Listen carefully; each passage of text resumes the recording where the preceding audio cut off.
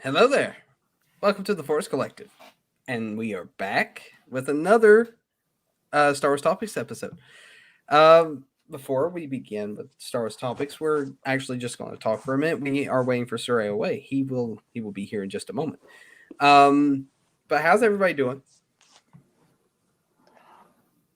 All right. I actually for this is how like tuned out I am with from anything like popular culture. I'd totally forgotten that the Super Bowl was a thing. Oh yeah, that's right. I did too. I could care less personally, but yeah. Yeah, I'm doing good. That's awesome. And what about you, Chrono? You doing all right? I'm doing all right. We got good weather here, unlike over there or and in hot. So Yeah, Hoth is a bit cold today. Just a little bit though. Maybe yeah, I was freezing just looking at the video and images of those places. I was like, hell no, I would die faster than the Tauntaun. faster than Tauntaun. That's awesome. Okay, so let me put on our awesome talking music. There we go.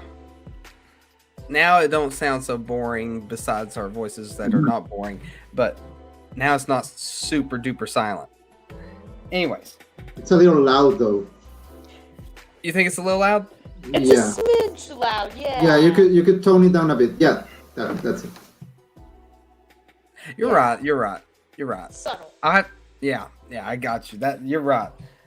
Man, I'm glad I have you guys here to tell me these things. I think I'm like partially deaf or something. Well, no, of course we need Commander Tano to tell us about everything because we don't know. We don't know what we're doing. We're men. We're stupid. Well, I'm inclined to agree. She is the Mary Sue of our friend group here. So, I mean, as you could tell by underneath her name, she is now the official Mary Sue.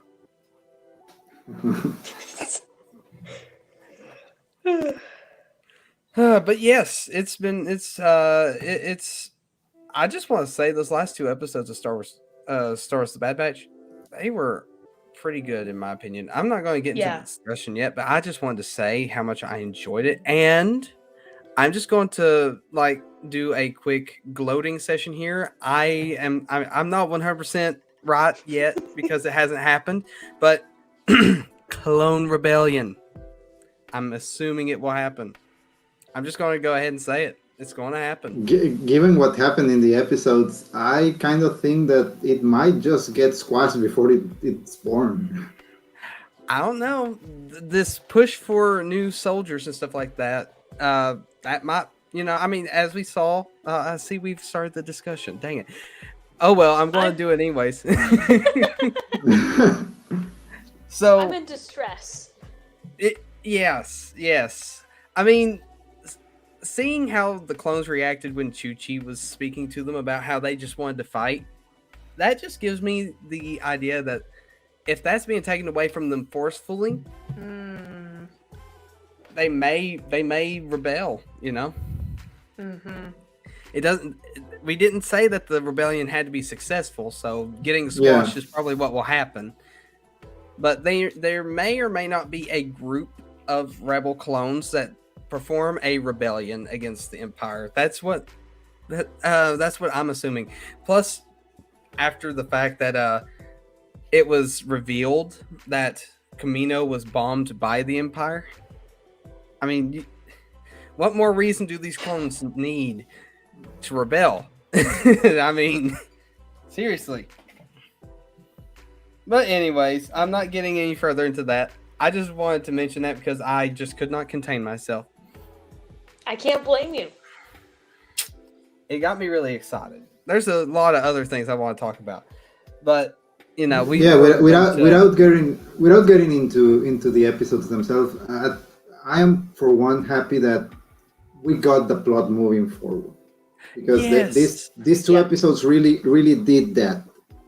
Mm-hmm. Yep.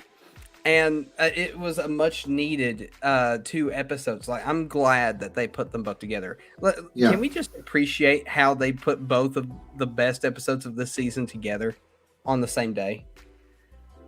because Yeah. when that first episode like ended, I was distraught. I'm like, that means I have to wait till next week. I don't want to wait till next week. Yeah. And then when I go back and it shows instead of episode 7, episode 8, I'm like, wait, did both episodes come out today? I'm watching them both. And so that feeling of anticipation left, and I watched the next episode. But it had me at the edge of my seat. I was wondering what was going to happen, especially since I knew Captain Rex was going to show up. So Yeah. I was really excited. And still am. I still am. My one problem is I am now in even more distress. Like, Echo's gonna die. That's what's gonna happen. They're gonna kill him. It's I hope not. They're going to, because they're gonna be spiteful and they're going to kill him. It's gonna be like he'll reunite, like, with his group briefly, and then they'll kill him. That's just and I'll keep in mind I'm predicting this so that way it won't happen. Yeah, your anti-prediction powers have been known to work from time to time.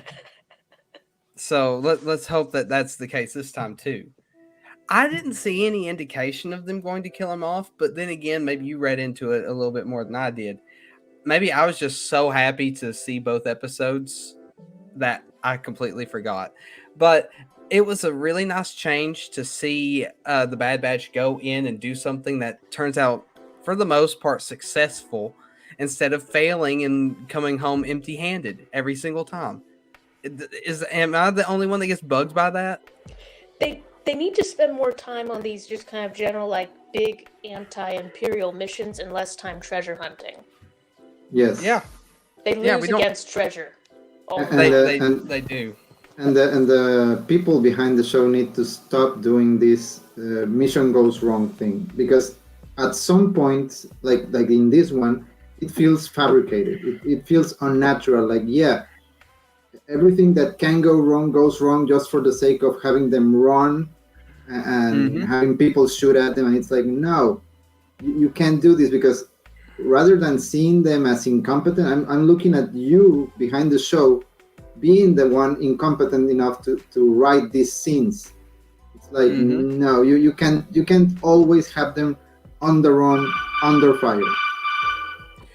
You know, it would work if the seasons were as long as, the seasons of the Clone Wars before season 6 and 7. Yeah. Because there's still more time to tell a story there, but that's not the case. We're getting half of the episodes for a season. So I really think they ought to stop with these failed treasure hunting quests and, go the Echo route and do something. Because Echo, he's been pushing Hunter to do something for the whole time, and Hunter just won't do it, so he left. I mean, it's understandable why he left. But, it is what it is. How many more episodes are there left? I think we're on episode 8, so I think about 8 more. Isn't there like 16 in the whole season? I think so, yeah. So I think we got like 8 more, and there's a couple more times I think that we get like 2 episodes at a time. I think. Yeah, there are a couple of 2-part episodes. And I'm really I'm not going to talk about everything else that happened in the episodes, but there's a few things that happened that sort of pertain to this scene that's shown on the screen here. There's a few things in that scene that, it just got me excited the moment he came out. I was so excited. That scene was so, and I'm not meaning it in a bad way, but it was like how it played out. It was like so funny. Like, I liked it. Like what he did in that. It was clever. It really was. It just shows how good Palpatine is at twisting the truth to his advantage. Yeah, I was predicting that. I was thinking initially like, oh, okay, he's gonna come out and be like, no, like, execute, Senator Chuchi, and then that would be it. But I liked that didn't happen. He's like, no, like, oh, to what's his name, Rampart or whatever. Oh, how dare he, just go rogue and destroy that city? How dare he do that? It was like, that Yes. was fun. It's the perfect manipulation tactic to make the galaxy think that he is on the side of peace. It's so good. And also, it's very fitting for Rampart to be betrayed this way in public, like not expecting it, which is kind of stupid because if you work under these people and you are a cheater yourself, you should expect to be backstabbed. But he clearly didn't, and it was very funny to see his reaction. It really was. And it was satisfying to me because I do not like him. Oh no, he's so despicable. Mm-hmm. But, I have a feeling they still have some stuff to do with his character, so he's probably not going to disappear entirely. Yeah. So, which I'm not sure how that's going to play out. He could, in turn, maybe rebel against the Empire himself due to the feeling of being betrayed. All that stuff. But I anyway, really hope he doesn't go the Agent Callus route because he's not deserving of such redemption. oh no, he's not. Yeah. I feel like. Go ahead. Oh, no, I was just gonna say I agree. Oh, by the way, I already showed Chrono, but if you haven't noticed, I changed my name. Like I said last stream, I'd change it to Soreo Shade. Yep. And I don't mention it to him because I want him to notice Right. it. Then again, I he didn't may or may notice not until notice it. now, so Yeah, it might take him a minute. But I'm not going to say a word because I don't want him to notice it until he I want to hear his reaction of him actually noticing it. That's what I mean to say. yeah. You need to just, and it could be over several weeks until he notices too. You could just have this name perpetually, and I just hope he doesn't notice it off stream, maybe right after the stream. He's like, "Hey Shade, why did you change your name to Sir Ao Shade?" you've got his inflection down.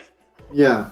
Yeah. I mean, I hear him a lot, so I can sort of mimic that a little bit. That's exactly how, but it really, that's his inflection, how he... Yeah. Last stream you sounded a lot like him too. I think I'm slowly turning into him. I'm going to have to literally change my name to Sir AOA and then see if he notices that. I'm waiting for it, and then I'll take off my little icon right here, and we'll just look exactly the same, and nobody will know. Nobody will know. It's going to be a blast when you show up to work speaking like him. Yes, I'm slowly getting there. I'm slowly becoming Australian, though maybe a little more censored than he is right now.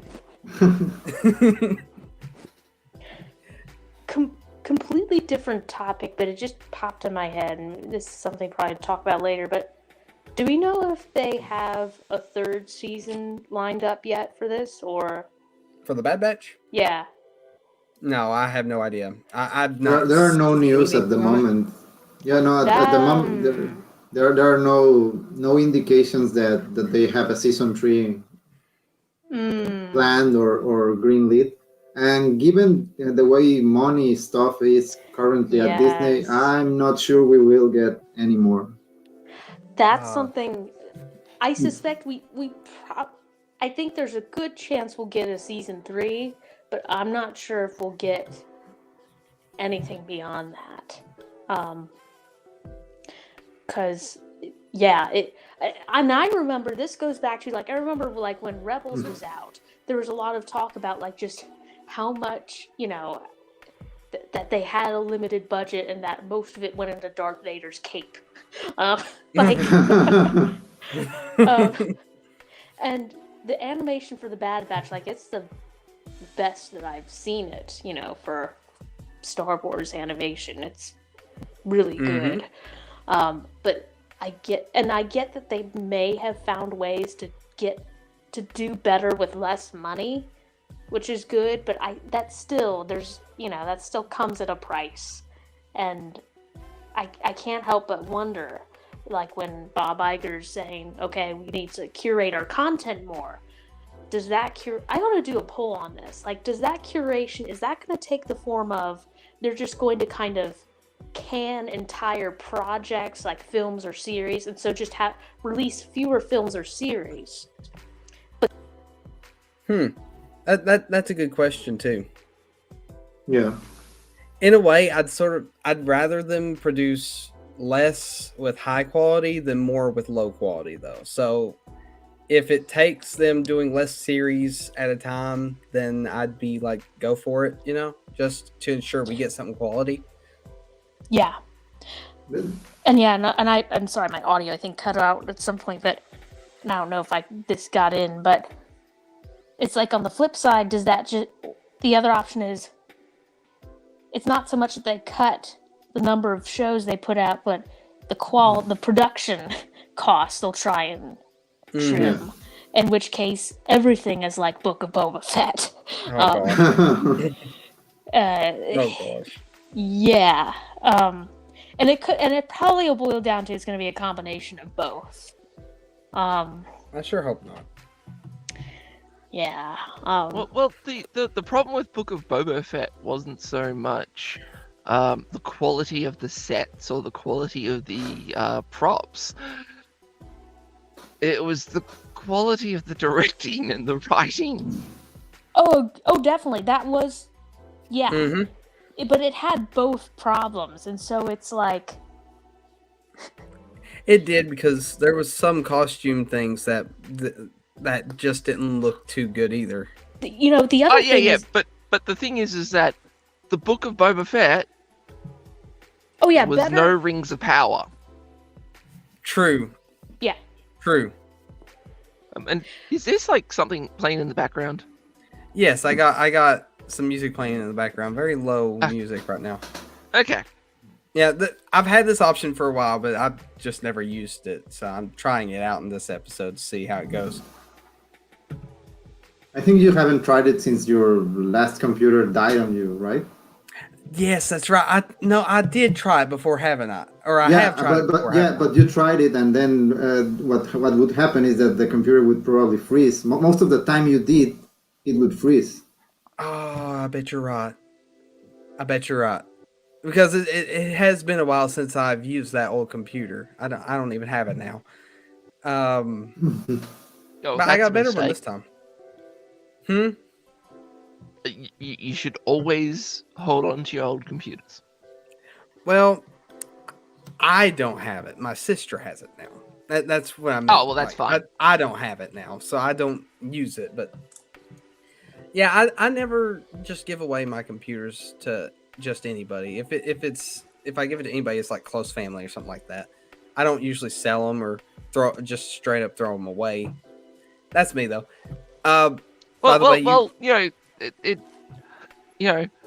Everyone should at least throw away one computer, because then people can pick them up on the sidewalk. Oh, wait, hang on.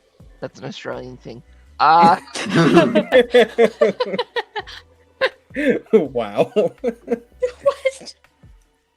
I'm afraid to ask. If you leave stuff out on the sidewalk, it's free game. Well, yes, I'd say. Well, I mean, I feel like that'd be an American thing too. Americans leave couches on the sidewalk. That is true. Yeah.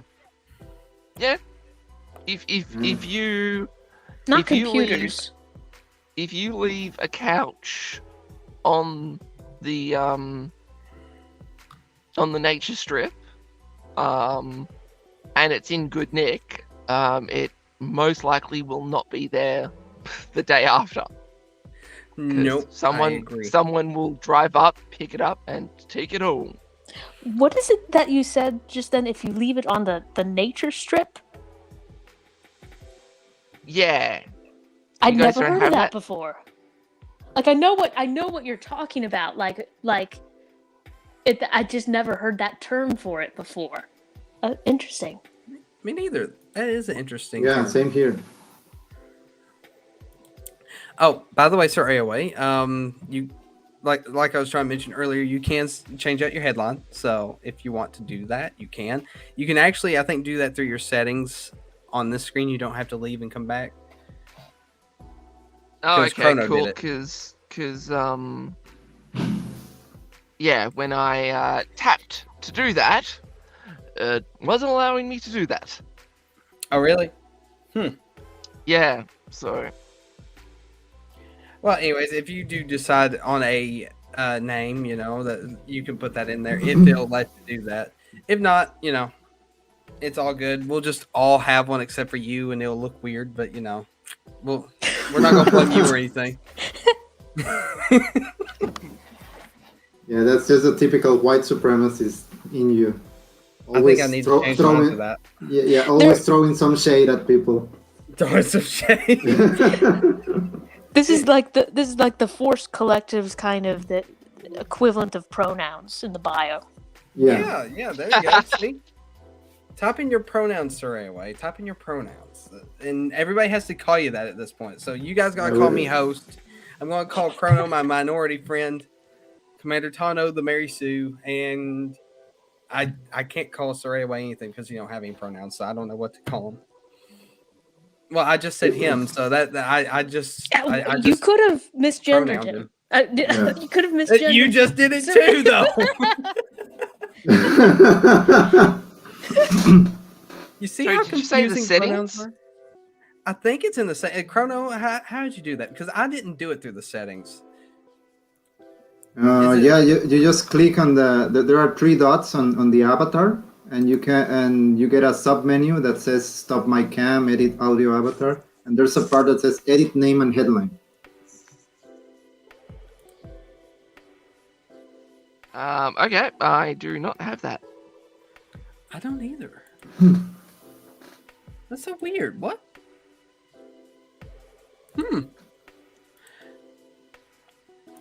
So Chrono has something we don't, huh? Well, I'm doing it on the web browser. That I don't know if you are. Oh, that's what I'm or- doing too. That's what I'm doing too. That is so weird. Oh, okay. Yep. I found it. You found it? Yeah. For me, I needed to tap.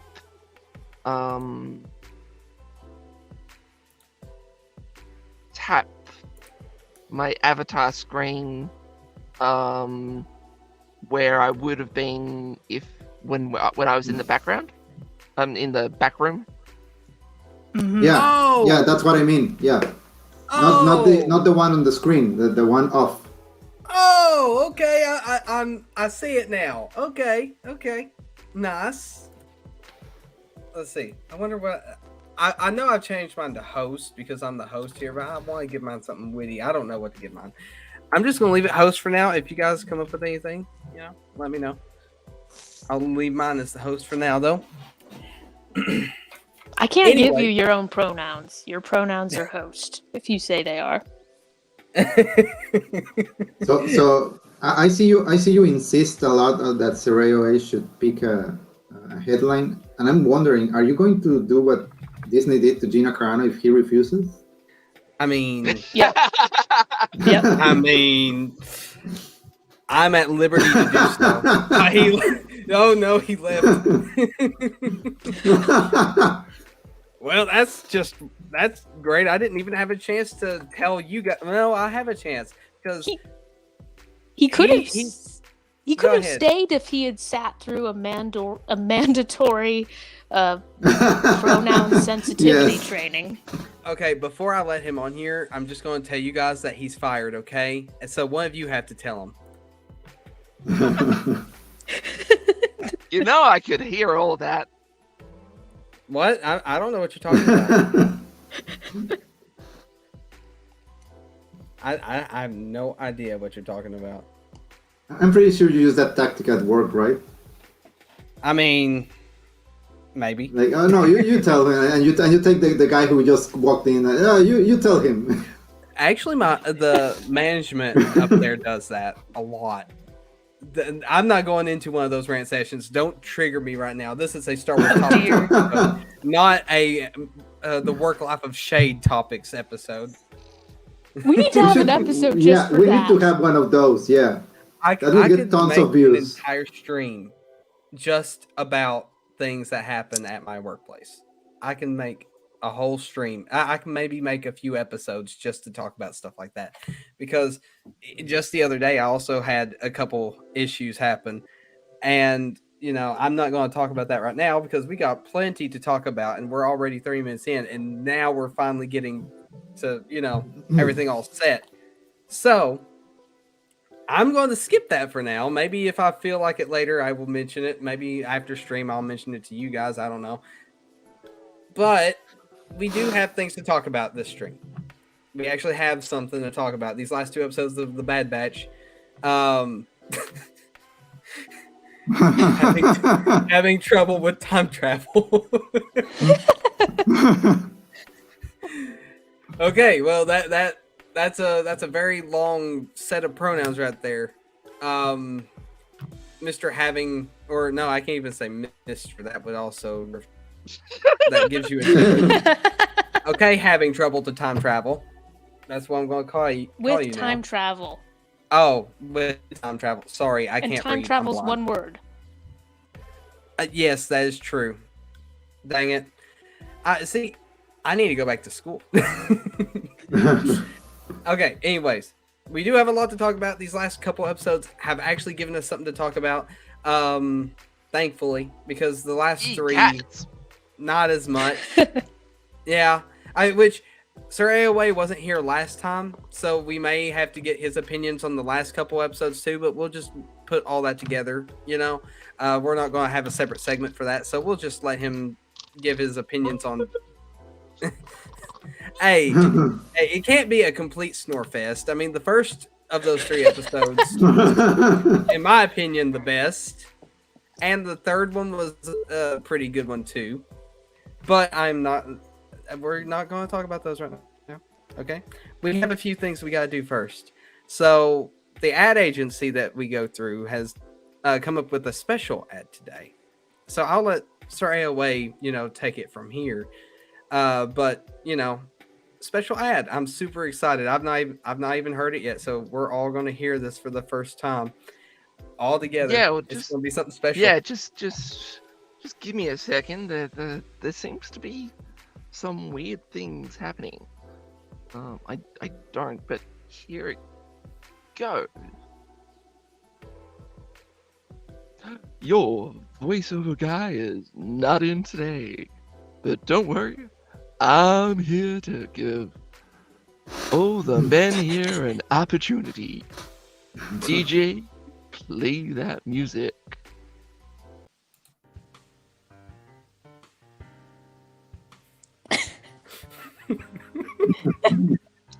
Oh yeah. Are you having trouble getting your woman to notice you? Well, don't worry. Just grab an Imperial pistol. Oh yeah. Just find your woman and thrust it into her back. The barrel of your Imperial pistol. Oh, baby. Now grab her by the scruff of the neck and tell her to move. When you get her into the safety of a dark room, she will realize you just saved her life with a Imperial pistol. Damn straight. She'll say thank you, and you'll say you don't have to, while looking like a Chad holding your Imperial pistol. Okay. So, if you want to be a Giga Chad, make sure your pistol has an Imperial pistol. Sold at your nearest disgruntled Imperial quartermaster. Back to you, Shay.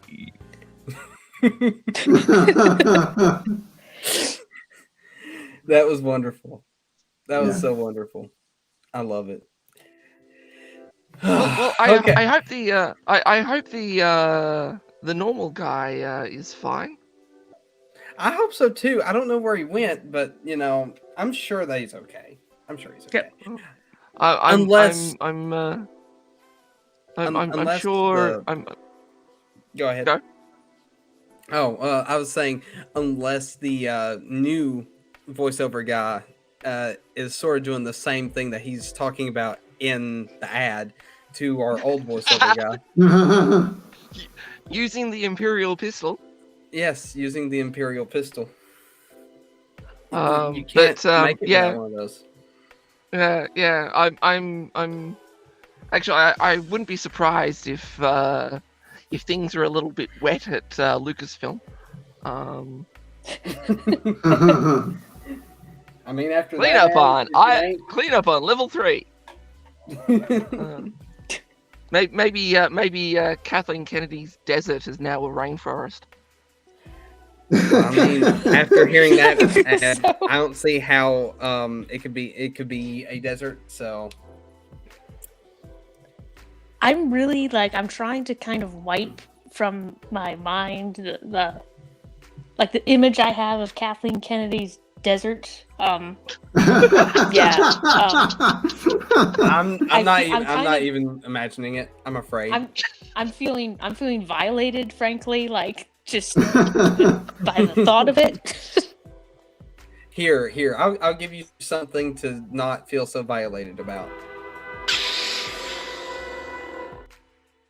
There, cleanse your mind. I cleansed your mind with some eye bleach. Yep. Eye bleach.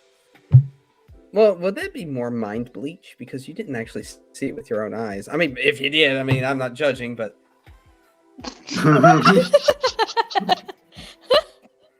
So somehow I think, in a weird way, that will get Disney Plus more subscribers. I'm speechless. I honestly don't know how to respond to that one. Because on the other, I can't. I understand it. I mean,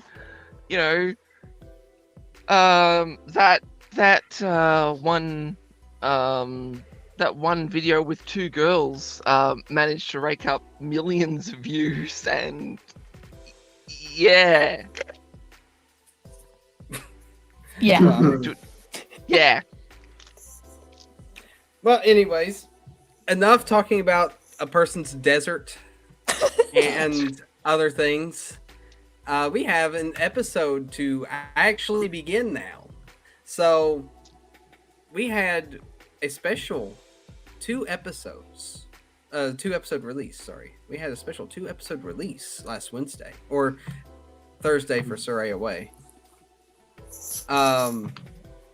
And honestly, I was very happy about it. Now, episode 2 and 3 was just great. Episode 2 and 3. Wait. That was.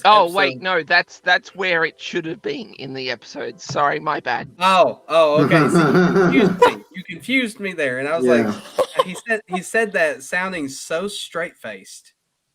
I thought you were serious, but now I get it. And I ruined the joke by explaining it, but I did it. No, that was. I was legit confused though. No, like, you wait, want That the should be your punchline. pronouns, ruiner of jokes. Ruiner of jokes. I don't know. Half the time, he's usually taking my jokes. Honestly, I feel like I'm the victim here. Actually, that should be what my name is. Of course, you feel like you're the victim. Of course, you do. Hold on. I'm doing Your pronouns are the real victim here. the real victim. I'm going to say it. I'm going to do it. Hold on. I kind of like the name change. Oh, name change. Whose name change, huh? Yours. Oh, you're talking about the name change that I had given myself. Yes. So last stream, you can ask Chrono and Commander Tano. I honestly was taking your role for the entirety of the stream. And what I mean by that is I sounded like my opinions would have probably been very similar to yours. And Yep. I didn't even have to hear your opinion to sort of know what yours was. So the whole time, and honestly, even today, I like still thinking about it. I feel like I would have a very similar opinion to you. So I told them that I would change my name and see how long it takes you to notice it. Which it didn't take you long, apparently. I was not going to mention it, and they weren't either. And I was trying to figure out, or I was waiting to see actually, how long it would take you to do it, and then I'd, maybe change my name fully if you hadn't. And I just changed my whole name to Sir AOA, exactly how you have it, to mess with you. But Well, I did notice earlier, but it was just sort of I noticed the minute my screen was large enough for me to notice it. I did make 'cause I one sort of mistake. had my. I did not. I capitalized the O instead of left it lowercase, so I fixed that. Ah, There we go. Which I also but put yeah, the no, underscore I in there, but honestly it helps. So at least for pretty the way much I the did. minute I expanded my window, so everything's actually readable. That's sort of when I noticed it. Well, I'm glad it didn't take it that long because I was a little worried. I was thinking. So does hang he on, never just leave my name? quickly, what was your opinions? So I can see if it sort of matched mine.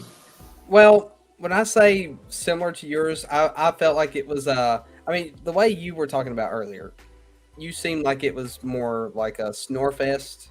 And honestly, it was. I was actually feeling like we could have done without those episodes. That or we could have, separated those episodes instead of putting three what would feel like to be three fillers together, which I think is a dumb idea. I mean, I really did not like the second episode that we reviewed that day. It was the pirate adventure one. I hate that episode. Okay, I didn't even bother watching it. Okay, well, the minute I realized the first and the third, because I went, I'll just go to the third because maybe the plot would have actually moved forward.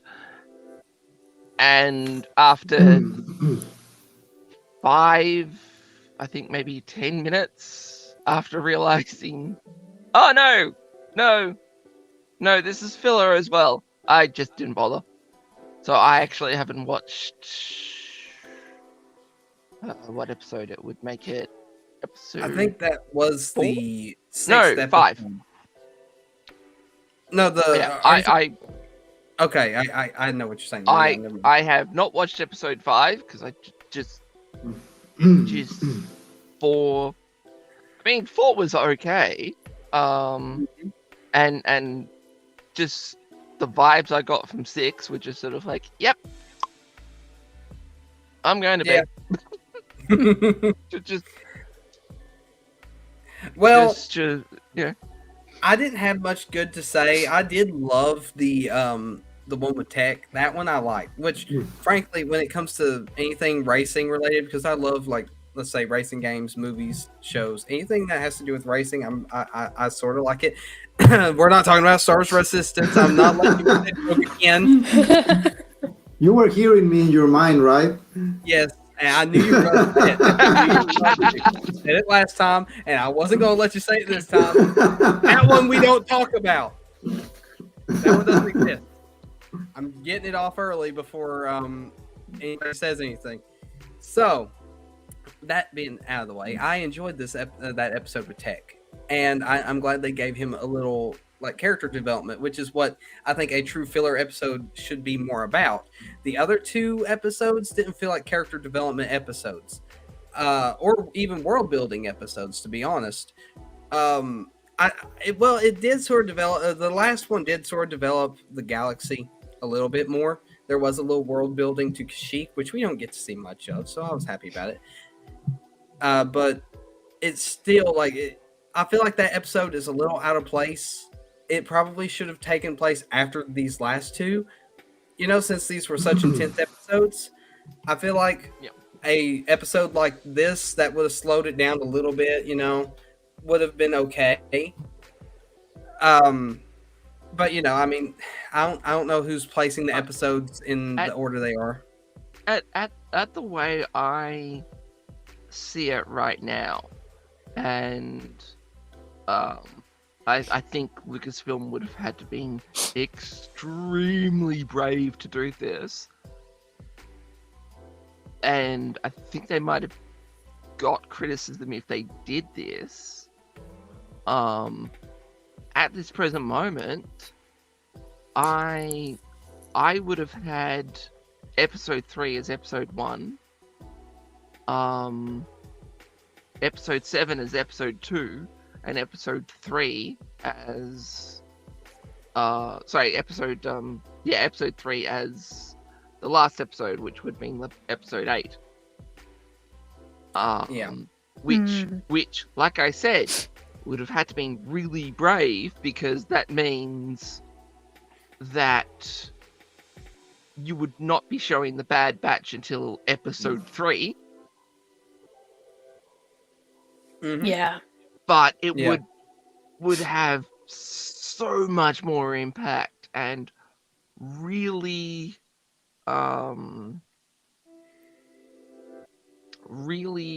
what's the word I'm looking for? So much more impact, and you know, will actually make this season feel like an actual story. Mm-hmm. Yep. Now I could see maybe having the Crosshair episode as number 1, and a shortened version of episode 1 and 2, where they, you know, actually get away with the treasure rather than bloody spending a night on the planet. I agree. Which, to be fair, was a good bit of world building. Mm-hmm. I agree.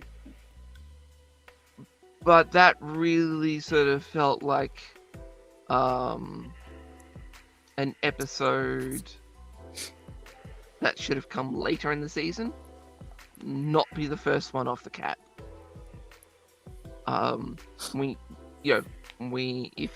were going to go with a Bad Batch episode 1 episode, it should have been just kept to that one episode, being tight, clean, this is where the Bad Batch are, and into the plot. Not finally getting into the plot in episode 8. Yep. That I can agree with. I'm sorry, I've kind of jumped ahead. It's okay. It's okay. That's given us all something to think about as we give never our thoughts jump on these ahead here. episodes. Yeah, exactly. If you have a thought, you know, it's always appreciated. That's why I like to go last. I like to hear everybody's opinions. It gives me more to think about and more ways to curb my opinion. And But you just want it more. also helps me find things to discuss. So you always What? want more. I mean, don't we all just want a little bit more?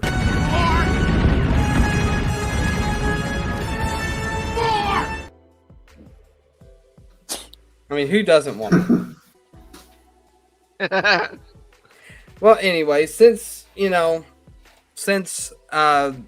haven't actually gotten into our thoughts for the episodes yet, we're going to go ahead and start that part of the stream right now. We're already 40 minutes in, so we probably ought to get started on that. So, we're going in order of what I see on the screen here, except for me. Of course, like I mentioned, I always like to go last. So, Chrono, you go ahead, give me your thoughts on these last 2 episodes. Well, yeah, they were very interesting episodes. I mean, they weren't action packed like some of the previous ones, but they did have their fair share activity. And while there was a lot of discussing about these policies on the clones and their rights and all that stuff, that is actually interesting to hear and see them, to see this Chuchi senator trying to fight for the clones. And I like the part when Omega kind of questions her, like, why do the clones have no pod in the Senate? And Mm-hmm.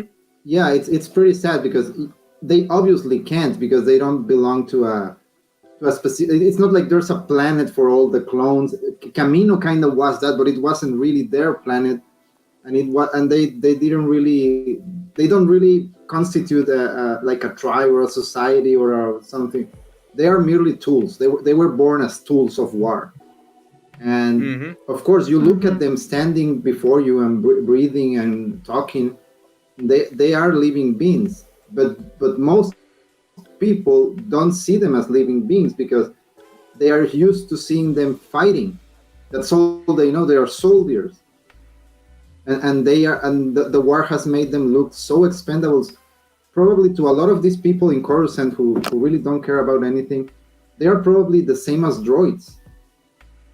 So yeah, the fact that these episodes explore those aspects, it's really cool. And the fact that Omega gets so mad at not being considered even people, I really like that, because she just can't wrap her head around it. It's like, why are we not the same as you? Mm-hmm. So yeah, I love the way they take the time to put in those things inside, because it's what gives these characters a soul. It's why we care about them. You feel you feel respect for the senator because she's trying to fight a very difficult fight. I mean, sure, she comes off as super idealistic, and she's probably too naive, like Padme was at first. But you have to respect her heart, because she's putting everything on the line for these people that you could say, like, oh, what are they to you? They're not even from your same race or planet, and she's still fighting for them. Mm-hmm. When she gives this speech in the bar, it was really cool to see how she tries to convince them, like, I'm on your side. I want to help you. And yeah, I really enjoyed both. I was really intrigued by this clone that seems to be different from them, and I really liked how Yes. he told them, like, oh yeah, but I'm not the same as you are, and he that Yeah, and he, I'm really sus about that. That was I have a theory about that. I'll mention that Mhm. later. I have a couple theories I want to let off later. I already mentioned one early on in the stream about the Clone Rebellion, how I think it's actually getting closer and closer to something like that. That's one theory, but I'm waiting to discuss this other one. I'll let you guys finish your thing first, but I have a theory about who that clone is or what he is actually. So, okay, go ahead. Sorry. yeah, it was interesting to see, and yeah, it was very clear that they gave us that line for the sole purpose of having everyone in the audience wondering what did he mean by that, and you're going to theorize, and it gets more interesting, and that's what the show had been lacking. The show this season had very little stuff, had given us very little stuff to chew on.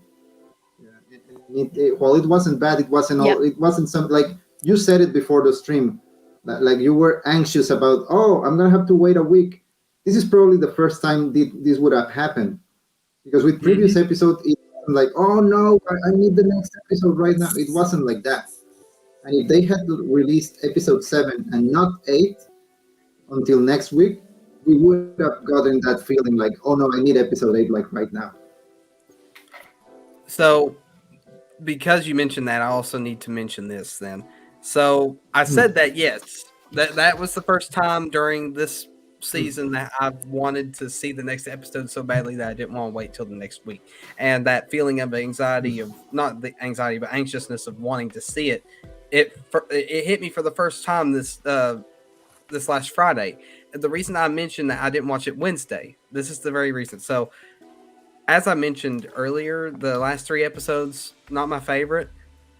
I completely forgot that the Bad Batch showed on last Wednesday.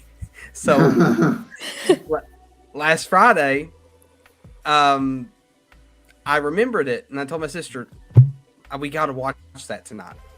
So we ended up doing that, and then when the episode ended, that's when I'm like, no, I have to wait till next week. See, I was really excited after that one. I was like, oh yeah, I'm ready to watch it, But the fact that I forgot that the Bad Batch was showing really shows something, because I in turn, I do love the Bad Batch. I do, even if it does have 3 filler episodes that feel like they have nothing to do with the plot, and not to mention that they put 3 filler episodes together and just finally get to the plot in episode 7. I mean, I still love the Bad Batch, but it's sad that I would forget that it's playing on Wednesdays. Yeah. Yeah, that's actually the thing, because we all love the characters. We like to see the team, and we like to see their adventures. But it will, even if you love the team, even if you want to see more of them, of course, when you get 2 or 3 filler episodes that go nowhere with them, you will kind of tune out, because you won't be building up expectation, you won't be building up hype. And this happened to me after the second filler episode. I mean, Gunji's eps, I saw on a Friday too, because I didn't remember until another friend told me, like, oh, did you see the Wookiee episode? And I'm like, oh, that's right, there was an episode this week. And I was like, I was so tuned out, because the other 2, especially the second filler episode, it was so not interesting that I really wasn't looking forward to the next one. Exactly. Hang on, second filler episode? Haven't we had like 5? No, but I mean Technically, no, but I mean that they were 3 on a row. Yeah, but you're right. There are like 5 episodes. Yeah. So yeah, That's I true. think it was great to see them do this 2 episode part this week, and this time I did not forget the show was coming out, because despite the last episode also being filler, last time we discussed the names of the episodes, and the name, I was sure that this was not going to be a filler episode. Oh yes, I agree. I mean, calling an episode the Clone Conspiracy, that just begs you to watch it. Yeah. Especially if you Yeah. really want to see some of the story. Like, that's just begging you to watch it. I mean, who wouldn't want to watch an episode of Star Wars called the Clone Conspiracy? Yeah, and actually, it's very clever, because we have seen clone conspiracies already. The moment I read the episode title, I was instantly going back in my mind to the time when they accidentally discovered Order 66, and that was a great arc. That was also greatly done at the time in the Clone Wars. Agreed. So yeah, I'm really hoping that my one, I don't want them to go back to filler and hint something else in the very last episode. I just don't want that to happen, because I'm gonna be very angry if they do. Yeah. That Me would too. happen, where they'd end up on some other planet and leave Crosshair again on an island somewhere Yeah. and go off.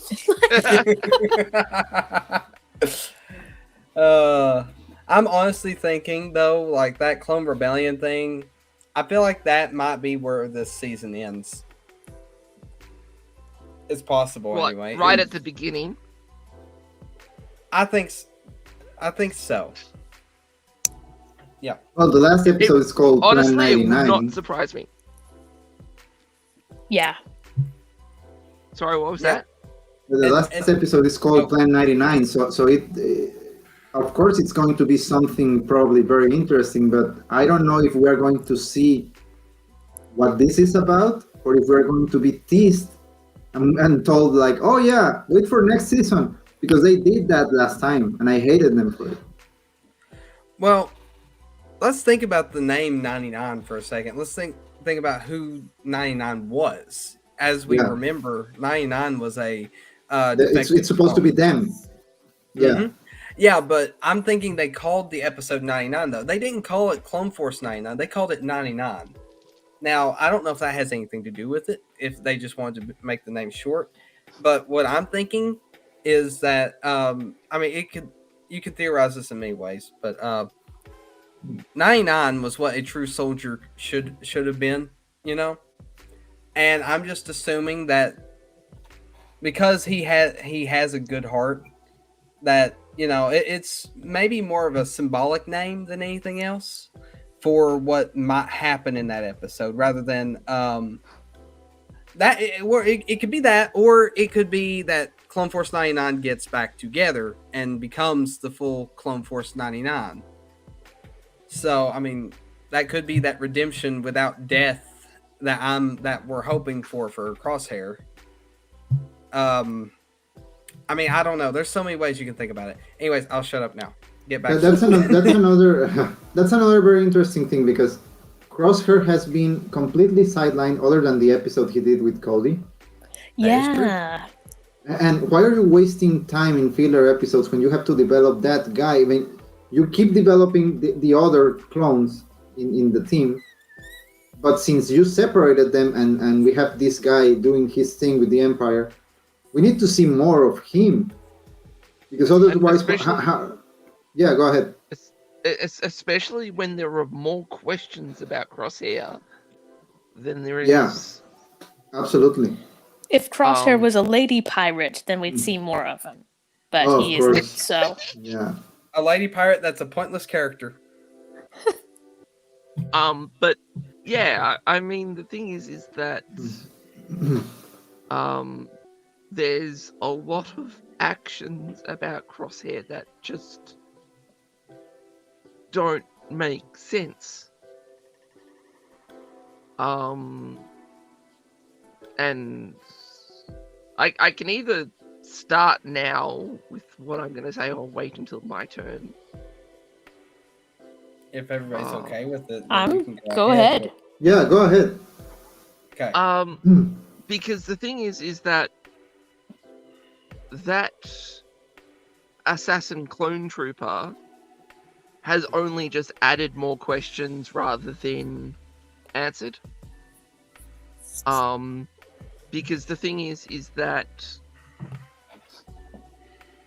it's not like the clones are wanting to rebel or anything like that. It's just that the actions of the Empire are kind of forcing them down that road. Mm-hmm. Yes. And the thing is that, you know, we've already seen the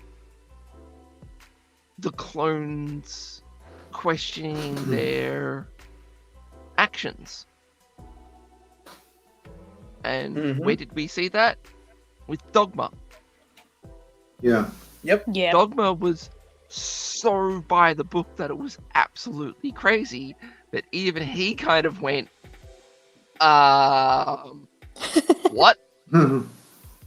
So I there's nothing that I see that would make a clone a true believer or whatever crap that assassin was meant to be. Because frankly, they are all true believers. But the thing is that there's only so far you can take it.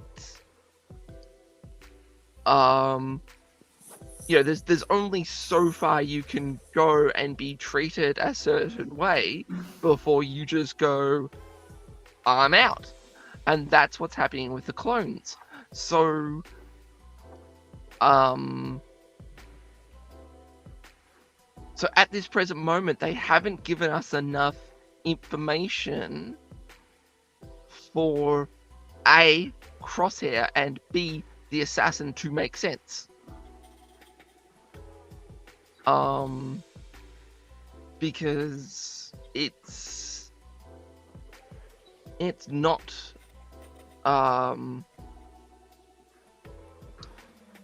because it's not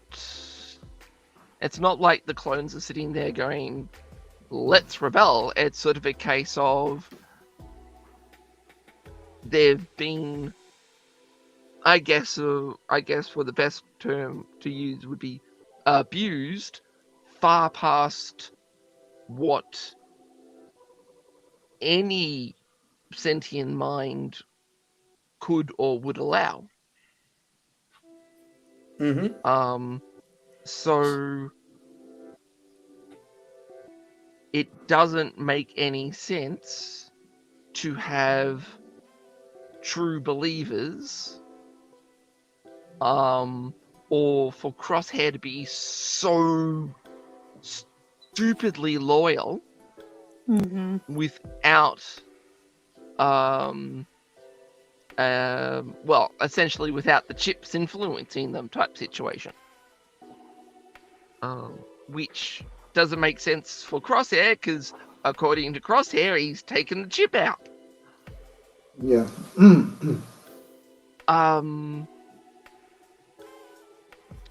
And at this present moment, it kind of feels like they're just writing with checkboxes rather than sort of actually fleshing everything out. I only have a tiny disagreement, only because my theory sort of rides on who that clone is, or what that clone is. But if I'm wrong, then you're completely right. Well, who do you think that clone is? Well, do you guys want me to start theorizing right now? Go ahead. Yeah, Okay, go yes, ahead. might as well. First, let me say this. Okay, so, well, no, I'll just go ahead and say it. So I'm thinking that this clone is the first iteration of Dark Troopers. The first generation of Dark Troopers. That's what I'm thinking. And the reason I say this, and this quote came to my head, because in The Mandalorian, I can't remember who it was that spoke about it, but the quote is, "These are third generation design. They are no longer suits. The human inside was the final weakness to be solved. They're droids." So I'm assuming, because this is a clone in all black armor, that they're sort of very secretive. They are designed to not be interrogated, as you can tell by what happens to him. He kills himself in the episode. I'm thinking that this is the first generation of Dark Trooper that they are experimenting with. That's my theory. I can see I it. can see. Yeah, I can see that happening. And if you look at the mask, it looks, at least from what I can tell, it looks similar to what the third generation Dark Trooper looks like. At least if I remember right. I need to get an image of that guy's mask again to make sure. But the way the mouthpiece looked, it looked very similar to how the Dark Troopers looked in The Mandalorian, the way their mouthpiece is. That now I'm hinging my whole theory on that, and the fact that he's wearing all black, and the fact that he doesn't want to be interrogated and kills himself because he's like some sort of elite secretive unit that seems to know everything too. Like, he knew who Captain Rex was. So these guys are clearly advanced units. I'm just assuming that they're the first generation of Dark Trooper. Mm-hmm. I mean, it's got to start somewhere. Why not here? Yeah, it's a possibility. Yes, I think it would make sense if they end up going for that. But anyways, that's my theory. Yeah, yet again, that still leaves Crosshair as a massive plot hole. Well, at least one plot hole's taken care of. Because, I mean, the well, other plot hole, I don't know what to do. I have always thought that the fact that we got those lines from Crosshair in the season finale of season 1, and the way he explains like why he was mad and the cheap thing, and I honestly think that's the writers not knowing how to make how to make him into a convenient antagonist. Like, oh no, we can't have him rejoin the team. We need him to be on the other side. And at some point, the explanation is so weak, it feels like, oh yeah, don't pay too much mind to why he does it. He just does. Yep. See, And if that's the way they think of it, I don't know. It's like too stupid, because sure, you can tell me that your story, the way you want to tell it, it needs this guy on the other side. Okay, but you have to be careful the way you present things, because now we're going to either get a very stupid explanation for the already stupid explanation they gave us, or they're just going to never talk about it again. And Star Wars has been known to do this for a while now. They throw things out, and it's like, oh yeah, these guys, they are super powerful and cool and whatever. And yeah, but where do they come from? What do they do? What motivates them? And suddenly, no one talks about them. And it's like, how do you do this? And yes, you probably guessed, but I'm talking about the Knights of Ren. They messed up that plot point. It's like they probably had an idea for them, and then they scrapped it, and then it was like, oh no, we gotta go back to these guys. Like, quick, think of some reason to put them in the last movie. And it's like they didn't have a plan. They clearly didn't have a plan for that. And Crosshair seems like they don't have a plan, a long-term plan for him. as possible. Yeah, just at three episodes before the season ends. Oh, I'm just rejoining cause let's end the season.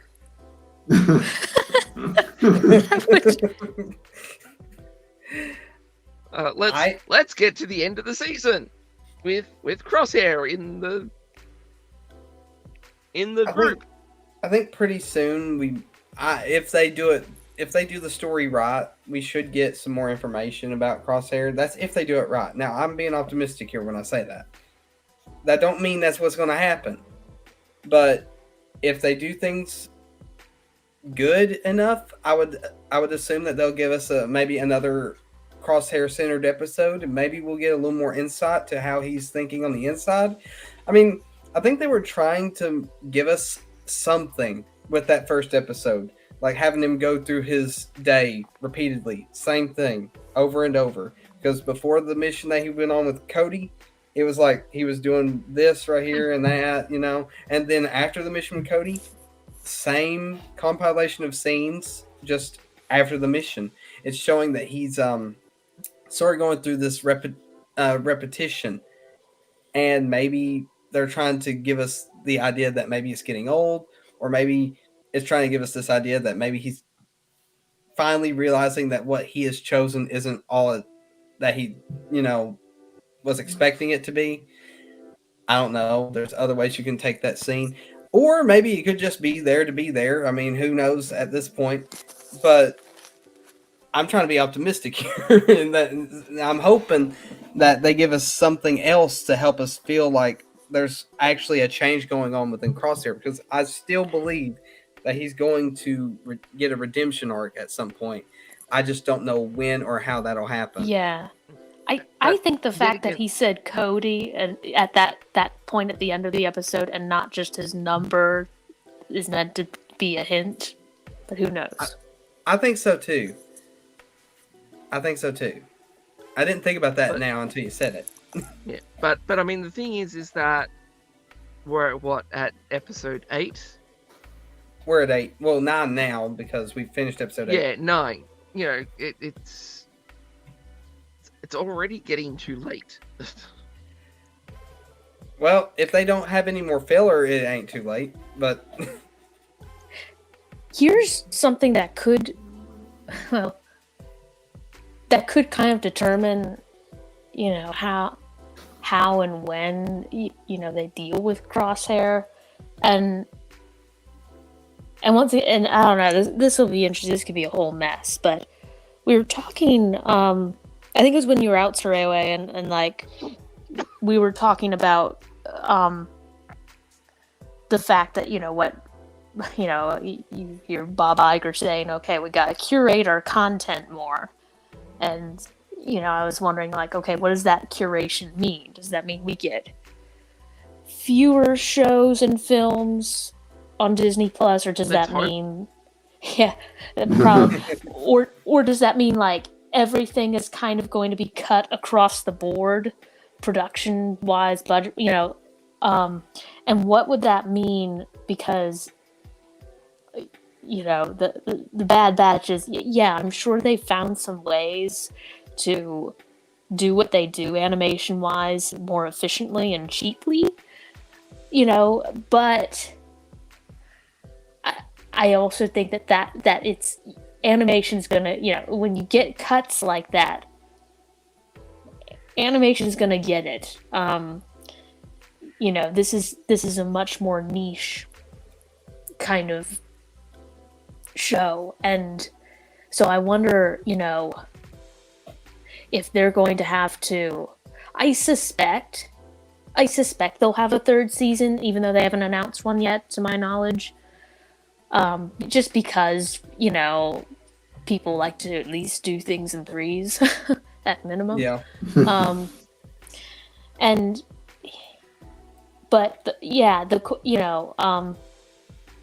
The question is, the people who behind the scenes who have been writing and producing this, have they been aware? Have they seen potential budget cuts or budget problems on the horizon, and have they kind of prepared accordingly?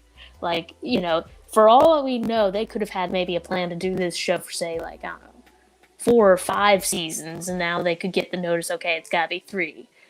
Now, granted, obviously from working on Rebels in the past, I would think Filoni at least knows, because that was a show that clearly it was meant to go for at least 5 episodes, and it got cut down to 4 seasons, sorry.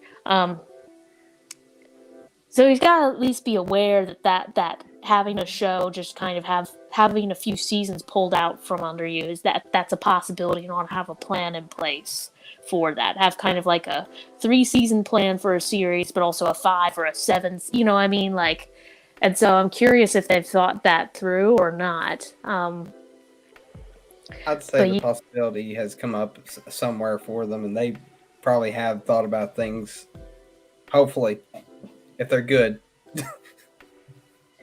Yeah. So I mean, ironically, with kind of the Iger cuts on their way, like it could possibly turn out to be a good thing in that it could push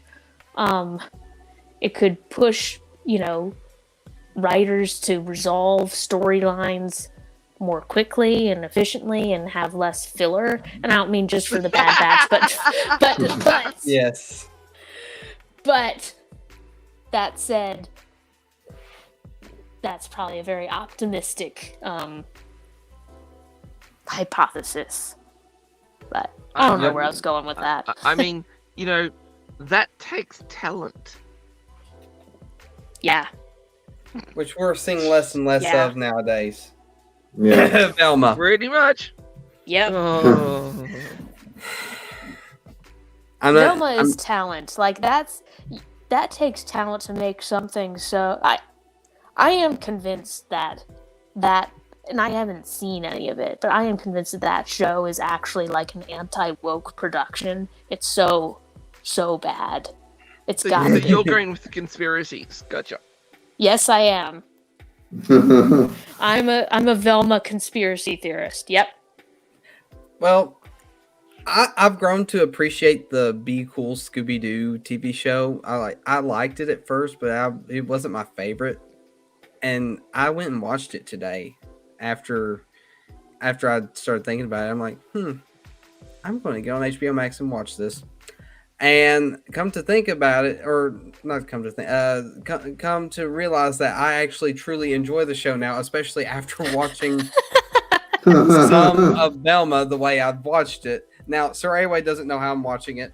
I haven't mentioned it to him, but I'm watching it through somebody else. I'm not watching it through HBO Max, by the way. I refuse to give that show any ratings. I'm watching a guy on YouTube react to it, and he like plays through most of the episode on his channel with like a filter over it to help not get copyright claims and all that, all that stuff. Gotcha. Anyways, I can't watch it unless I'm watching somebody react to it because their commentary is the only thing that's keeping me sane. Yeah, it's that bad.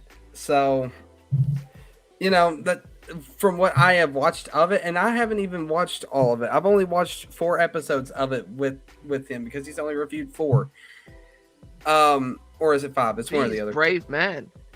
Yeah, he is a brave man. Well, he's actually doing it because his viewers keep giving him 20,000 likes for each episode, and he's like, I'll do another one, but please don't like the video. Now, either he's doing it on purpose to make them not, like it's reverse psychology, like the video so I can watch it. Maybe he actually likes it. I don't know.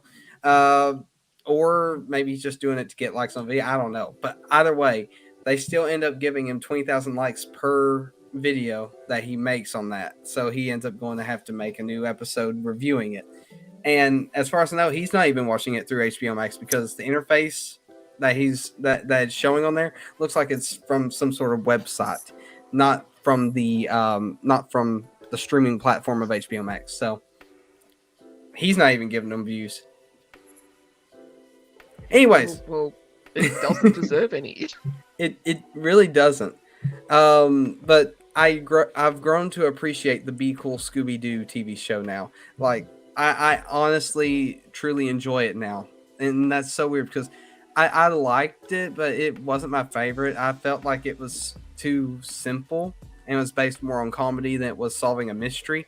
But I've come to realize that that is what it was designed for, so I should appreciate it for that. And I honestly think it was not fairly treated. I think it deserves more love than it gets. That's really weird for me to say too. Maybe the people who made it made Velma too, and for the point of making Velma was so that people would the point of making the latter is so people would then appreciate the former. That could be it. That could be it right there. That could be it. I also thought of that. But it is what it is. Anyways, we need to get back to the true discussion. So I don't know exactly where we left off. So I don't know who was needing to say something. I think it's about time to close my turn and allow Commander Tano to tell us what she thinks. Okay, yeah, that's a good idea. We'll just go ahead and do that then. So, Commander Tano, it is your turn. Oh my. Darn it, Echo, no. Why? I enjoyed the episodes, but I am now in distress because I know how this is going to turn out. When it's like, okay, you're going to give us a poignant moment. Omega gives Echo a hug. They say goodbye, and he's like, "Oh, I won't be gone forever." All that. Yeah, they're all gonna be reunited at the end. And now what's gonna happen is not only is Crosshair gonna get a redemption death, which I did not want, but also they're gonna kill off Echo too. And so, yeah, I am saying all this in order so that it won't happen. I'm trying to use my reverse prediction powers to prevent that from happening. But that would be the petty thing that they would do. Yeah. So, me using my prediction powers, I'm going to completely predict the opposite because I honestly don't believe it's going to go that way. I'm thinking that,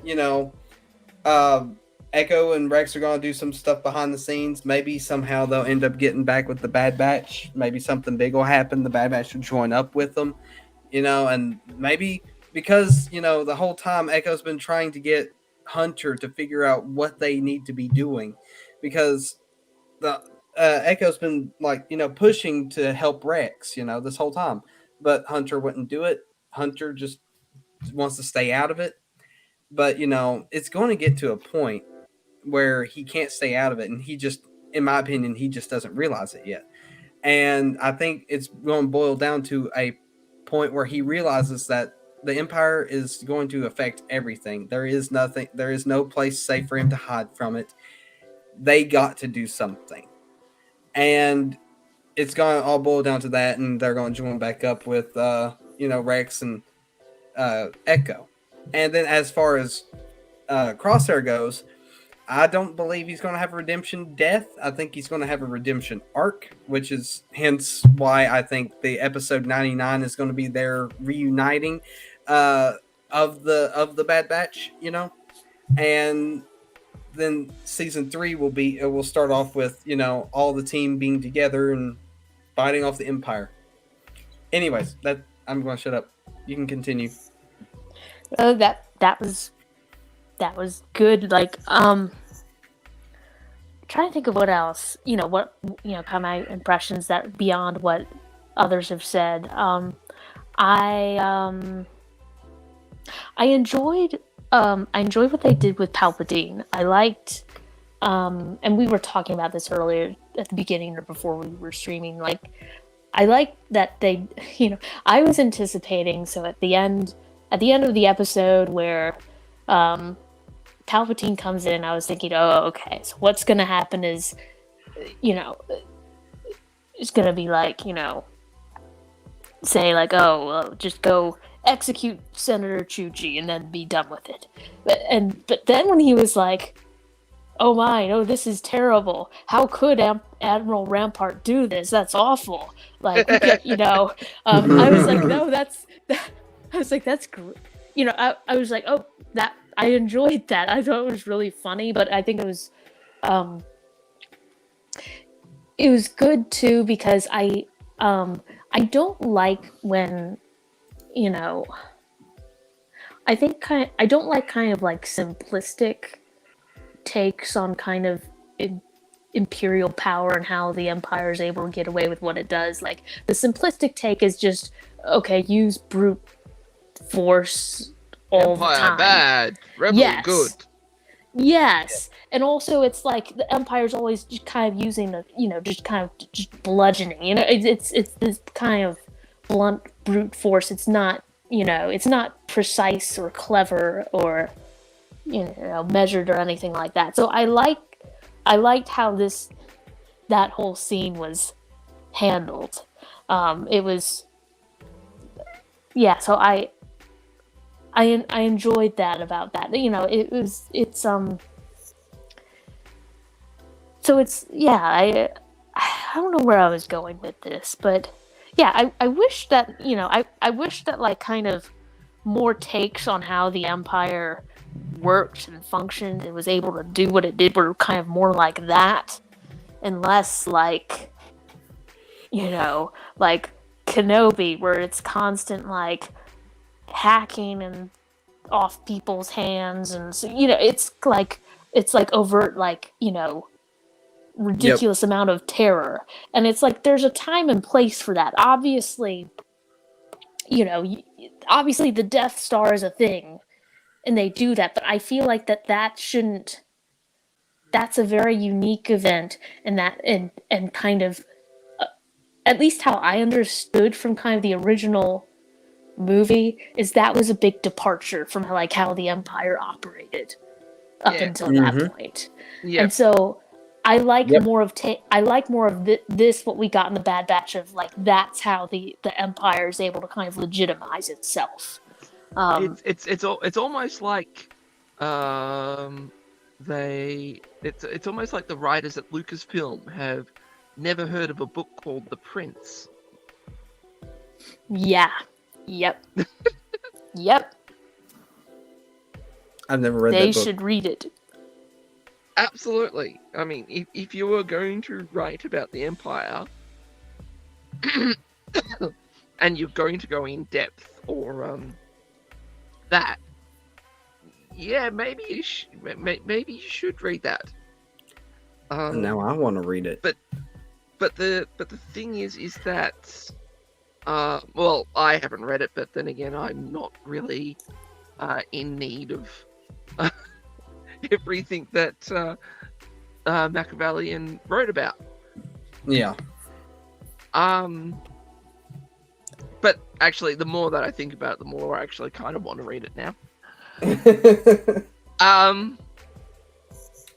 But I mean, that kind of nuance or use of power actually would have been good in Book of Boba Fett, but Yep. was completely necessary with writing the Empire.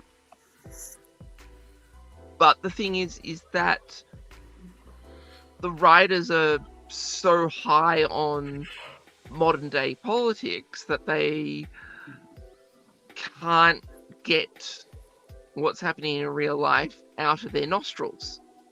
Yep. Well, sorry, correction. They can't get the farts out of their nostrils. That's one way So to put they it. can't. So they can't. It's almost that they don't have enough experience in the. Actually, no, that is exactly what they don't have enough experience in the world to actually write all this type of stuff. Hence why Yeah. you have the god awful police brutality bullshit that was in Andor. Hmm. Yeah. Yeah. There was, and also the same with the judge sequence in Andor. The Empire I should hated have been at that point yet, and even China and Iran will put on a show of actual judicial justice. Yeah. Yeah. I And also there was just nothing like that in Andor. It was just sort of like, oh yeah, tick box. You're going away for 10 years. Off with his head! Type of situation. yeah. I also liked I liked in this episode along the same lines. This will sound so weird and this will sound wrong, but I liked like the scenes where Omega was just kind of hanging out with Chuchi and just wandering around the Senate at various points. And it felt so weird. Like it felt like kind of, like early episodes of Clone Wars. It felt like kind of like this. It was like this child-friendly little world in the Senate. It's like Ahsoka hanging out with Padme sometimes in those episodes. You know what I mean? Like it was like It oh, takes us it's back like to those moments. yeah. Yeah. And it was like, and that's what I liked about it. It wasn't like it wasn't like overly sinister. That's what I liked about that. That they made it. It felt very Familiar. Yes, yeah, and that's another thing that I liked. That's how the Empire is able to legitimize itself. Is that it isn't like this all of a sudden transformation into like this kind of sinister, kind of overtly Off like with kind of his on head! the yes, yes. It isn't this reign of terror thing. So yeah, I liked how that how it was handled in that way in those episodes. It felt like really weird and surreal, but yeah, that it was well done. That's just another thing where it's like some of these other shows could just take a lesson from that, because that worked. That's very Oh yeah, agreeable. like get at me! Sorry. I thought somebody came in and started beating you in the face. You're not allowed to have your opinion here. with all the stuff that I've been saying, I'm kind of not surprised. But Lucasfilm's probably still mopping up at the moment, so they might not be able to send anyone over.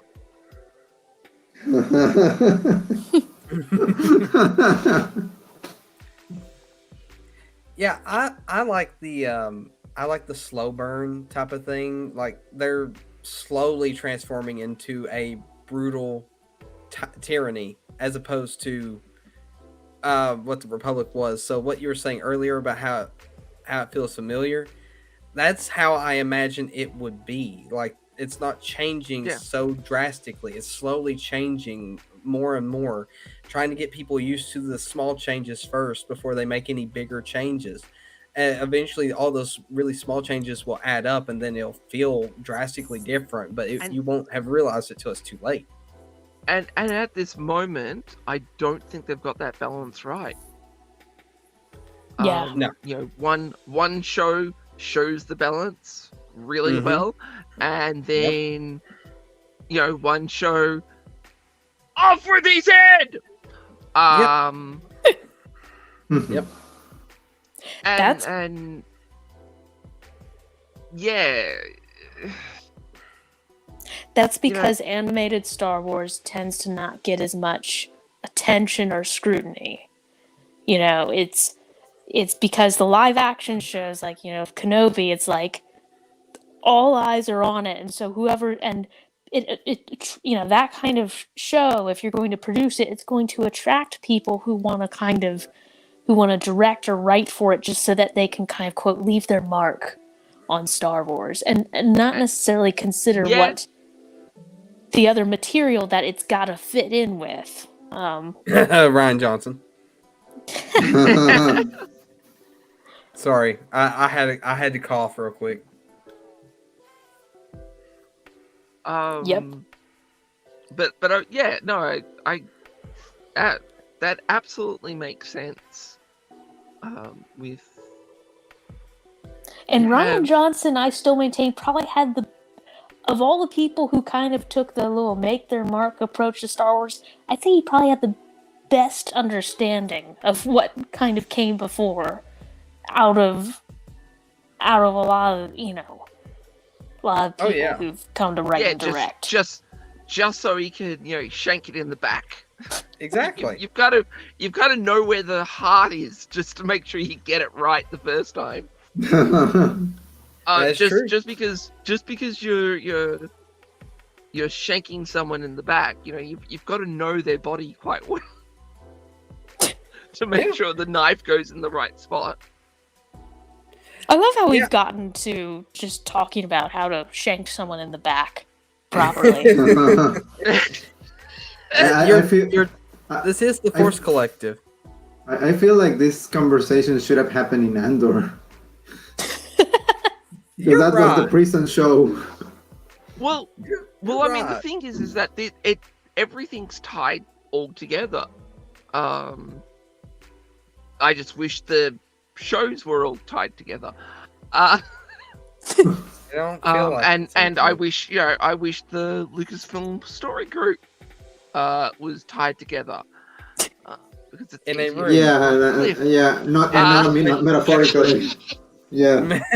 No, I mean physically. Tie them up in a room, throw them in it, and then replace them with somebody else. No. You tie them up right next to a really deep hole and just Darth Maul. just make one of them jump. I was just saying, just Darth Maul it, cut them in half, let them fall into the pit. Whatever he like. You can just go hang for on, the. hang on. For, If you're Darth Mauling it, wouldn't you be like stabbing them in the stomach?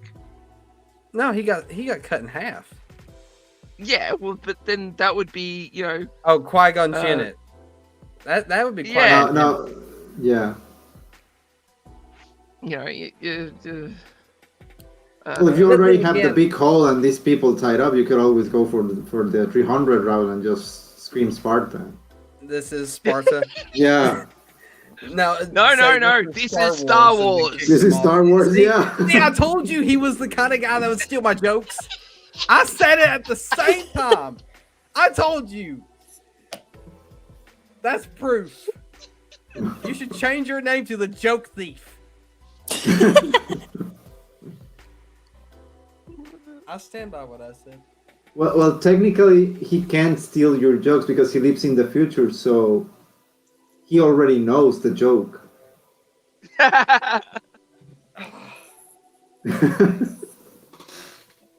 Dang it. I can't combat that. Dang it. So that's how he ends up stealing my jokes all the time. I get it now. Anyways, let's get back to the episode before we get off track anymore. Go ahead, Commander Tano. And before somebody steals more jokes. I Oh don't my. feel anything. Mm-hmm. Yeah. I'm trying to think of what else new or unique I have to say about these episodes. I think that's a bit about it. You know, I enjoyed them. I'm in distress about Echo and Crosshair now. So yeah, that's great. I liked how they handled the Empire and the Senate and all that. That was, you know, that's the right way to do it. The Reign of Terror thing does not work. It's not realistic or believable. So I liked all that. And yeah, I'm just I'm really curious, trying to think. Okay, are they going to have a third season? Are they not? You know, I don't see them. And what will that mean in terms of these episodes? Like, if they have a third, like, they have to have at least have, you know, kind of something written kind of for the third season in the works. Mm-hmm. You know, the question is, I'm really curious what kind of the Iger cuts are going to mean for Star Wars content in the future, including and especially the animated stuff. I'm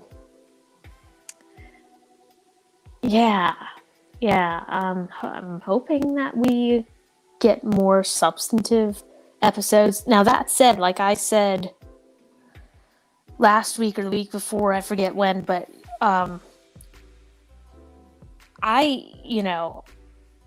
for those 3 filler episodes, you know, I kind of had watched them because I procrastinated, so I watched all 3 of them, plus the Cody one that was also the week before those, all in one sitting.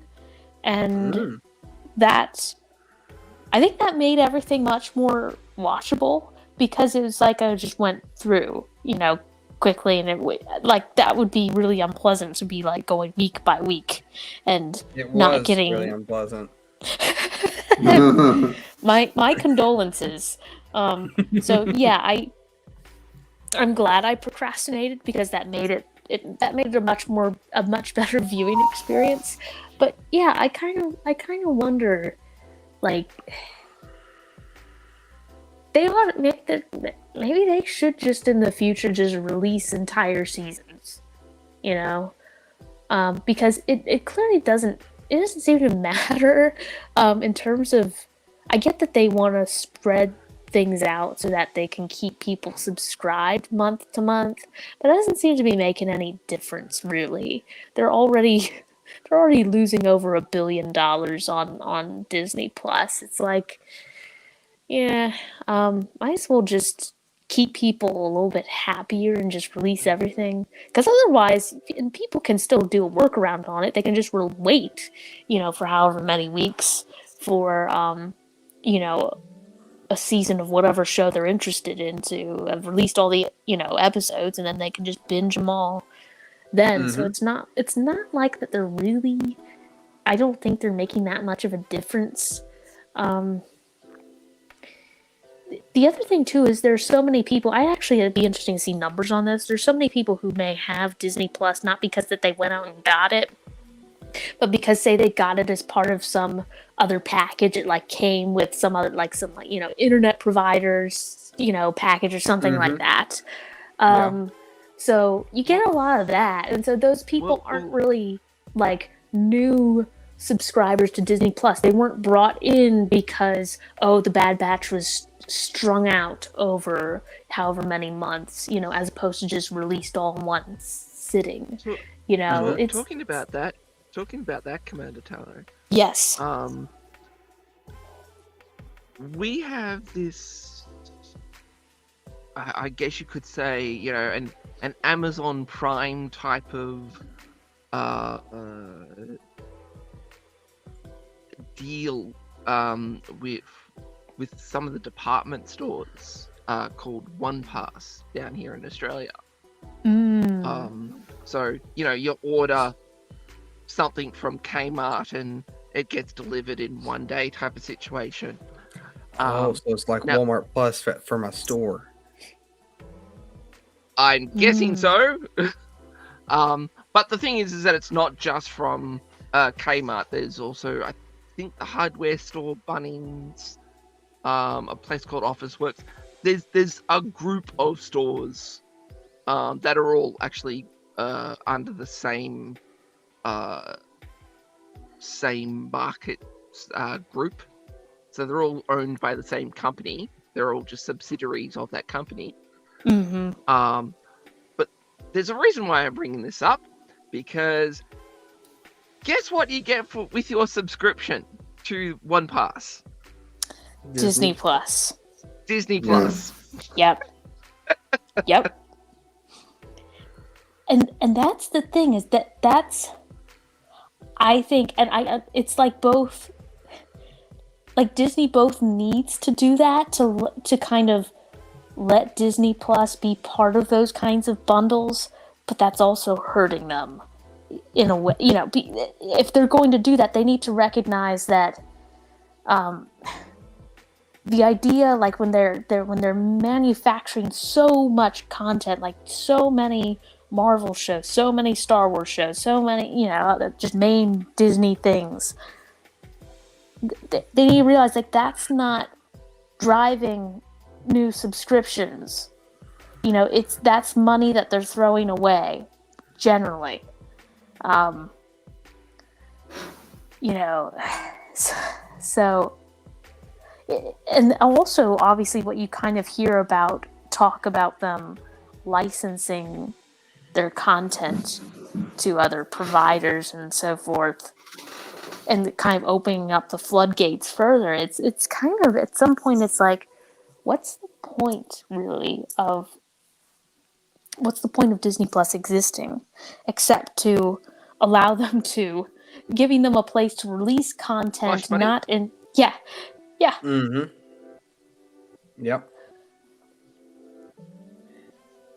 Which, I have something similar where I work at, you know, Walmart, as I've mentioned before.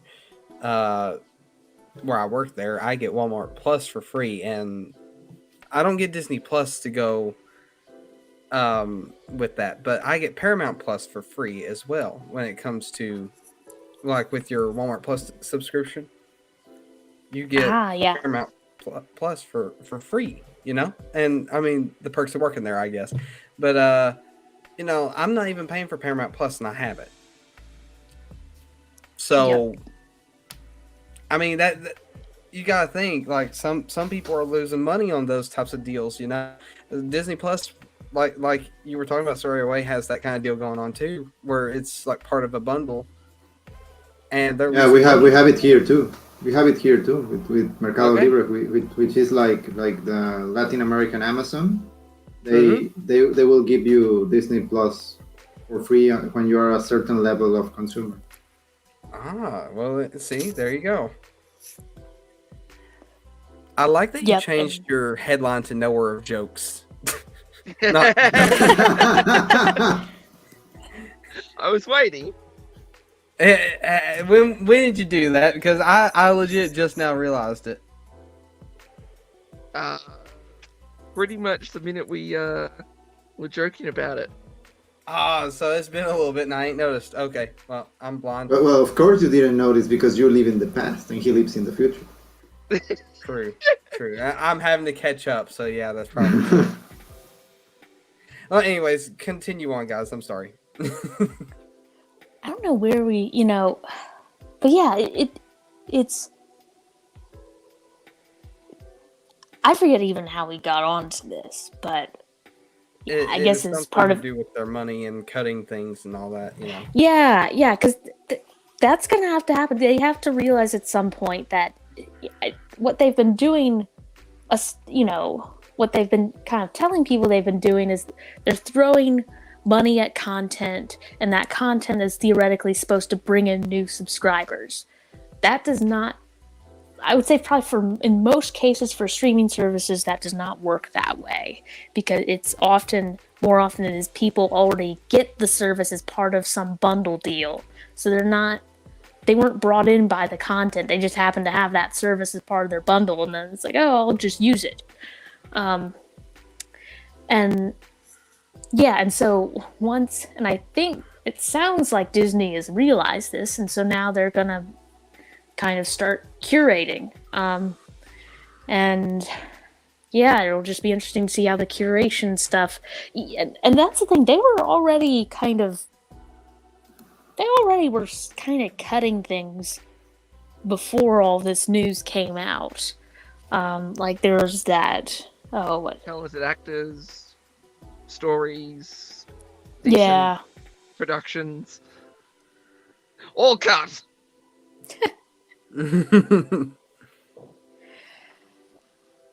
But yeah, so yeah, that's all I gotta say. Is kind of my final thing. Is just I'm kind of curious in light of this news. Like, do the people working on the Bad Batch kind of anticipate this, or see this as a possibility? And do they have they kind of prepared? Have they prepared for that possibility? Like, having an option for like, okay, this is like kind of our 3-season option. Like, if that's all that we get, all the money we get on this show, can we, finish it up with that?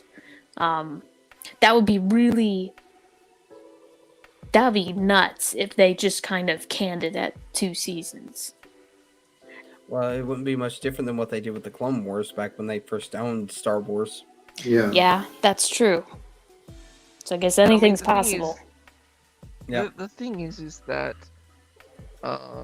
it depends on sort of how big the rebellion is. Because I mean, it can't be too big, but it kind of needs to be as well, because there's a hell of a lot of clones. Yes. Yep. Now, one thing I'd like to say though isn't this the only animated show they got going on right now? They don't have anything else in the works at the moment. So if they cut animation, then it's just unless the Bad Batch. Unless you're talking about Visions. Well, I mean, yeah, technically Visions is an animated show, but we've not really gotten much information about the next season on it yet. We've gotten a little bit, but not much. So, and well, I mean, we've gotten everything that we would get. Well, yeah, which is frankly what studios are involved. Outside that, you're not exactly going to get any information other than that, because they're going to be shorts. So if you release any information on what the shorts are, except maybe the name of the episode, I think that's the only. I don't know if that was released. I kind of didn't really care. So I've got no idea if the episode names have been released, but any more information than that, and you've ruined half the episode. Well, the way I see it is, if they're going to cancel anything animation-wise, it would probably be more of the Star Wars Visions thing than it would be the Bad Batch. Because right now, the Bad Batch is an ongoing show with an ongoing story, and Visions is sort of just a bunch of shorts. I mean, well, they wouldn't cut. I mean, there might never be another Visions, but they can't cut Visions at the moment. It's already in production, so they're stuck with it. Well, that's true.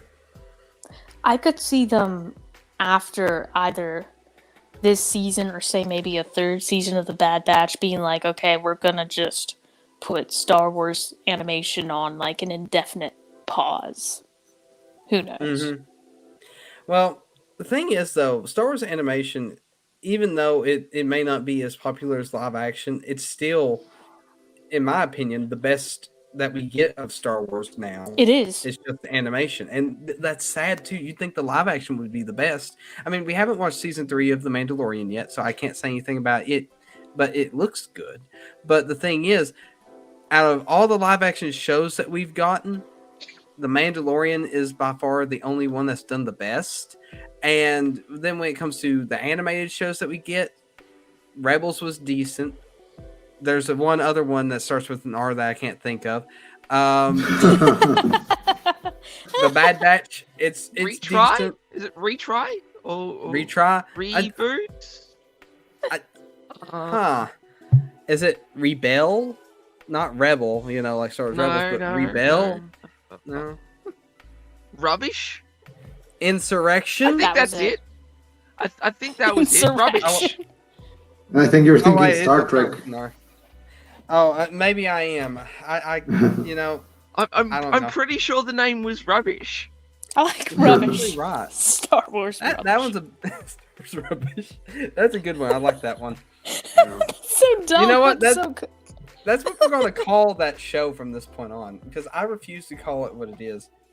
Anyways, so out of all the animated shows that we've gotten for Star Wars, we don't even talk about the what is it called? The- Excuse me. Hang on. We've only had one anime.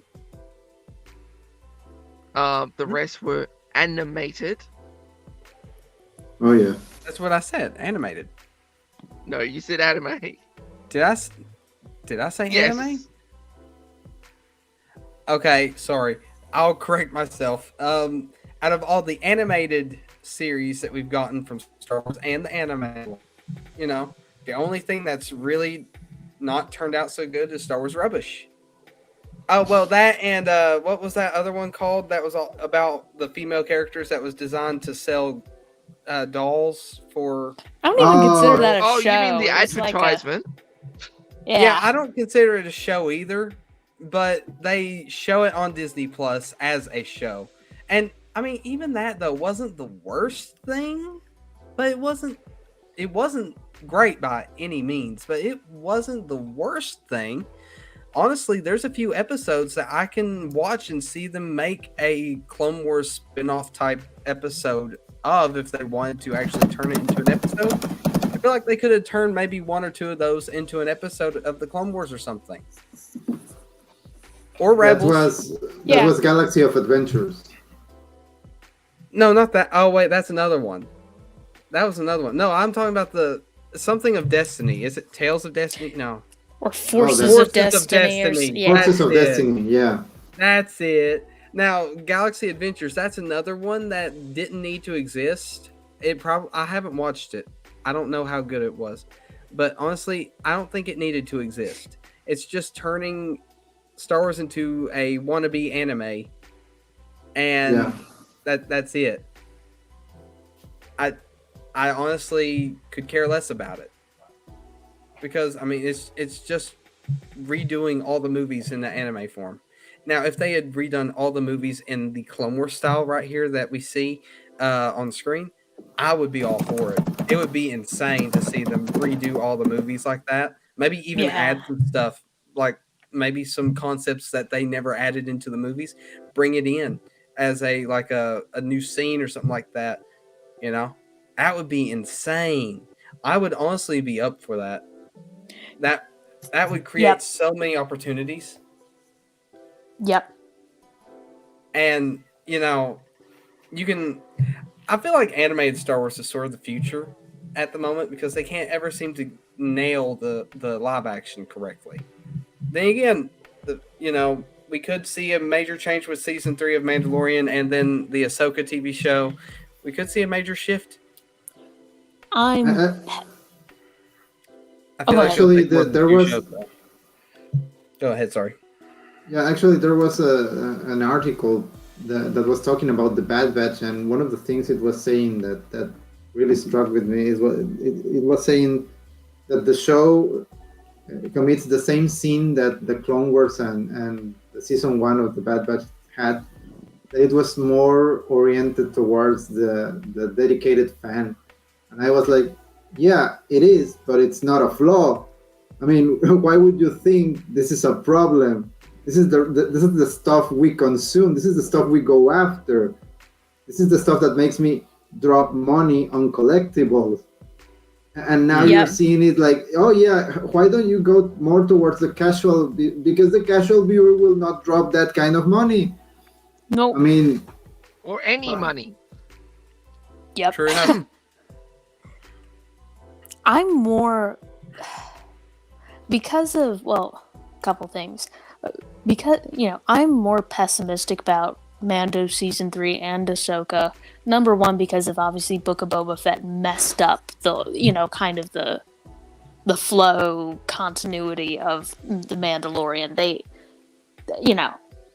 It's clear that those 2 Mandalorian episodes in Book of Boba Fett, they were great, but that's the problem, is they clearly ripped them out of Mandalorian season 3 and adjusted them and put them in there because they were having issues with Book of Boba Fett. But it's like that now messes up season 3. And I'm also worried with season 3 that it's just, I think they're gonna forget what made season 1 and what people liked about season 1 and 2, that it was kind of just a smaller, kind of intimate story. I don't think people are as interested in kind of what I call like kind of grand stories, like, okay, just Mandalorian homeworld stuff versus Empire or whatever. I mean, it's the same reason why, people lose interest in the sequels, is because, sometimes they're focused more on kind of grand story, Resistance versus First Order, and they kind of do that at the expense of, and they don't do as good of a job with kind of the more individual focused stories. But the other thing that, makes me kind of, the other thing I was,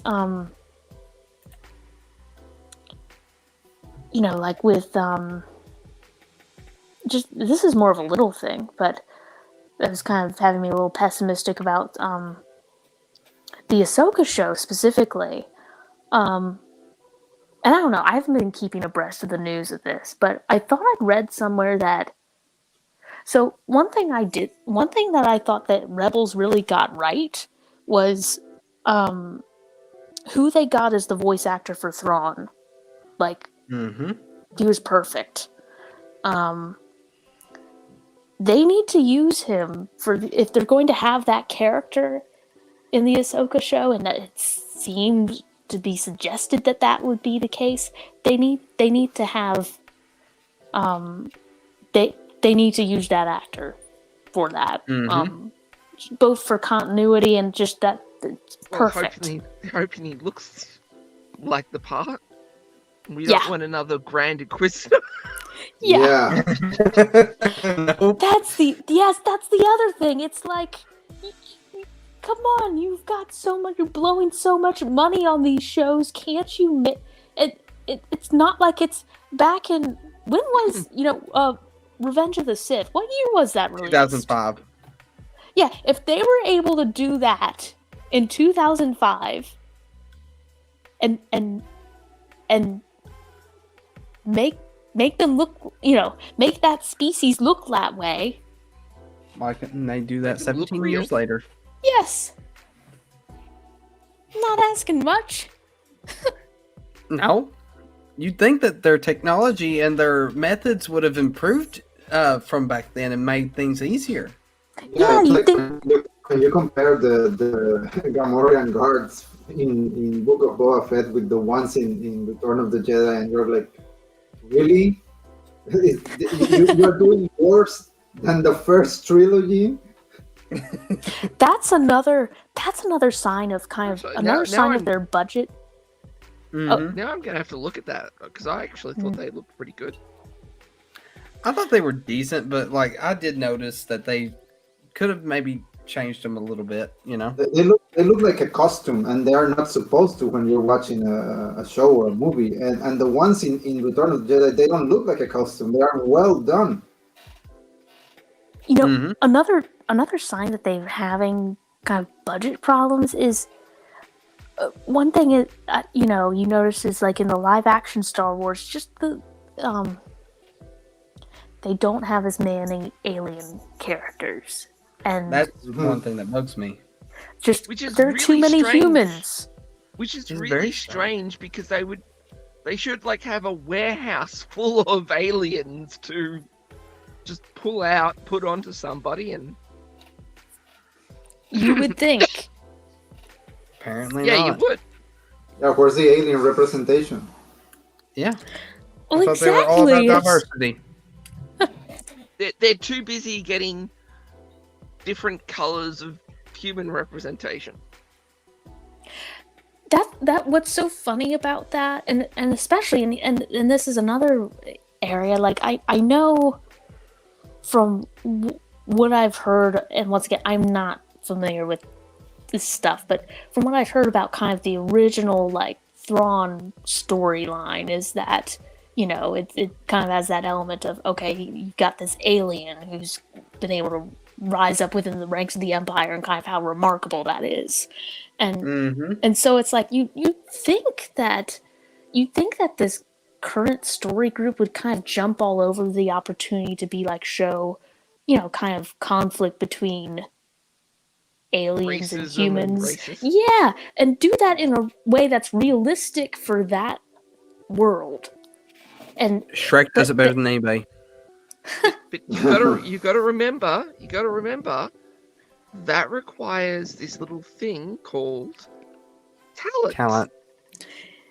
yes, yep. And I'm pretty sure the and- reason they didn't go for that in Andor was intentionally to make the whole landscape about humans, because the underlying theme of Andor was immigration, but not immigration as they could have handled it with aliens, but they chose to do it in a way that it reflects the immigration issues of the United States, and then that's really stupid. I mean, sure that the issue exists, but you shouldn't tie yourself down because of a political issue in the real world, so that you stop doing something that might look cool. Yep, and the thing is too is that it's. I also recognize, like, you know, obviously Star Wars, especially the prequels, they were definitely able to tie in real world issues into the storyline, obviously, and you know, Well, they didn't exactly tie in. well, But not- they used it as a template Yeah. to tell a story. And that's yes, different from what modern day Lucasfilm and it's does. that they take kind of that event that's happening in our world and human history, and they dilute it so much and distill it so that it's something that you can't necessarily date or age the movie based on it. Like I remember, like, when, you know, that people were kind of like over the prequels, and, you know, kind of with the whole plot of the Emperor gaining these additional emergency powers, you know, the war and all that. Like, people were kind of like, oh, this is like the Bush administration or whatever. And I think even Lucas was like, no, this is like more like Vietnam or whatever. But that's kind of the point, is that if you're doing a good job writing it, you as the audience can have then the freedom to, in your own mind, if you want to insert and make those connections, you can, but you don't have to, and the story doesn't obligate that you do it. Yeah. The difference between art and propaganda. Yes. Yeah. You know, probably something that they should have taught. Oh, wait, sorry. US education system. Sorry, scratch that. Yes. Yeah. Teach. Yep. Yeah, no, they don't do that over in America. No. I don't know how you and Shade got so educated. I skipped a lot of class. Oh, okay. You actually consumed educational material elsewhere. Yep. Gotcha. That's the best way to do it. Indeed. But I mean, you know, that's why we constantly get stories that seem so dated, because it's all based around current American politics. I mean, when you read about the centrists and the populists. You mean you don't want to, when you watch Star Wars, learn more about current American politics? That's not what you're... God, no! I don't even want to know about American politics. And I actually enjoy watching American politics. Because it's such a bloody clown show. It is. But I mean, It the really thing is. is that a two-party system is actually bloody rare. I mean, you know, people say that Australia has a two-party system. We don't. We have 3, because 2 parties decided that the only way that they're ever going to get into power is by combining. So for, you know, half of Australia's... Oh, actually, no, it's not. It hasn't been that long. But, you know, for the past 30 years, half of the time we've had a minority government. But that's actually the more common situation than having 1 or 2 parties that are thick as concrete, and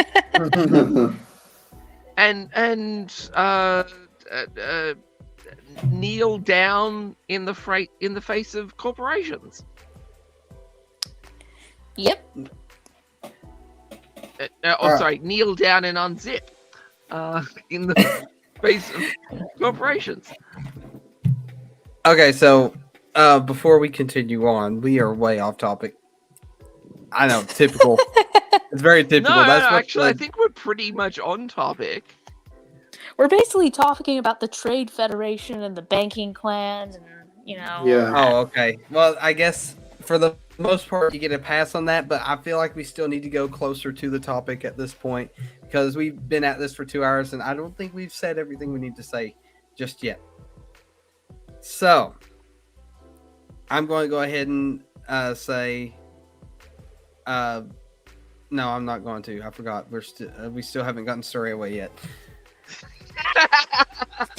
The joke thief. The joke thief. Jokes. Yeah. Hang on a second. I didn't type that. What are you talking about? What in the world are you talking about? How could somebody change that for you? Wait, what? Child murder enthusiast? I just noticed that. We're going to have this channel shut down. Like... Yes. Who's If you ever doing that? hope to see a dime from these streams, yeah, you can completely forget about them. Let's see. Here. Okay. I have look. I'm just going to go ahead and admit it. I'm sure you guys have probably figured it out, but I have the power to change all your headlines as well, and your names too. If Of you want course me to you change do. your name, I can do it from right here. Yeah, of course you do. No, thank you. No. Yeah, I have a few ideas on what I do for some people. Anyways, Well, I'll get it. I'll move on to what I need to say, because actually this is going to be pretty short because, well, frankly, I've already said most of what I would have said anyway. awesome. but yeah, no, these 2 episodes were really good. I quite liked them. I was I'm a actually bit very worried. surprised to hear that. I mean, give credit where credit's due. That's true. True. I've always done that. But yeah, no, I was actually kind of a bit worried that the clone conspiracy was going to be filler. But it wasn't until sort of the second episode kind of sort of tied it all together quite nicely. Mhm.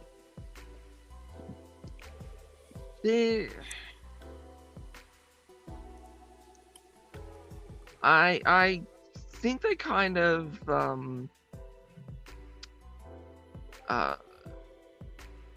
treaded water a little bit too much. It could have been a lot more tighter, and they could have packed a lot more in. But overall, I actually enjoyed it. And if this was, pardon me, if this was episode 2 and 3 or 3 and 4, I would have been watching all of the episodes instead of missing entire ones and only doing 1/3 of one.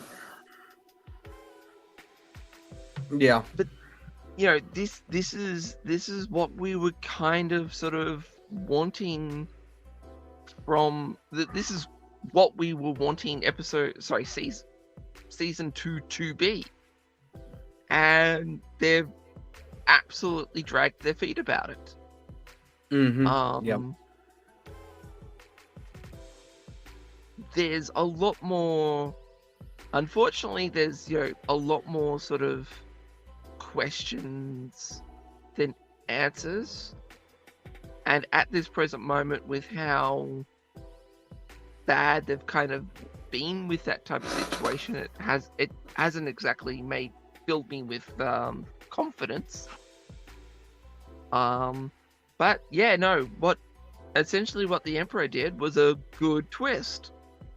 Mm-hmm.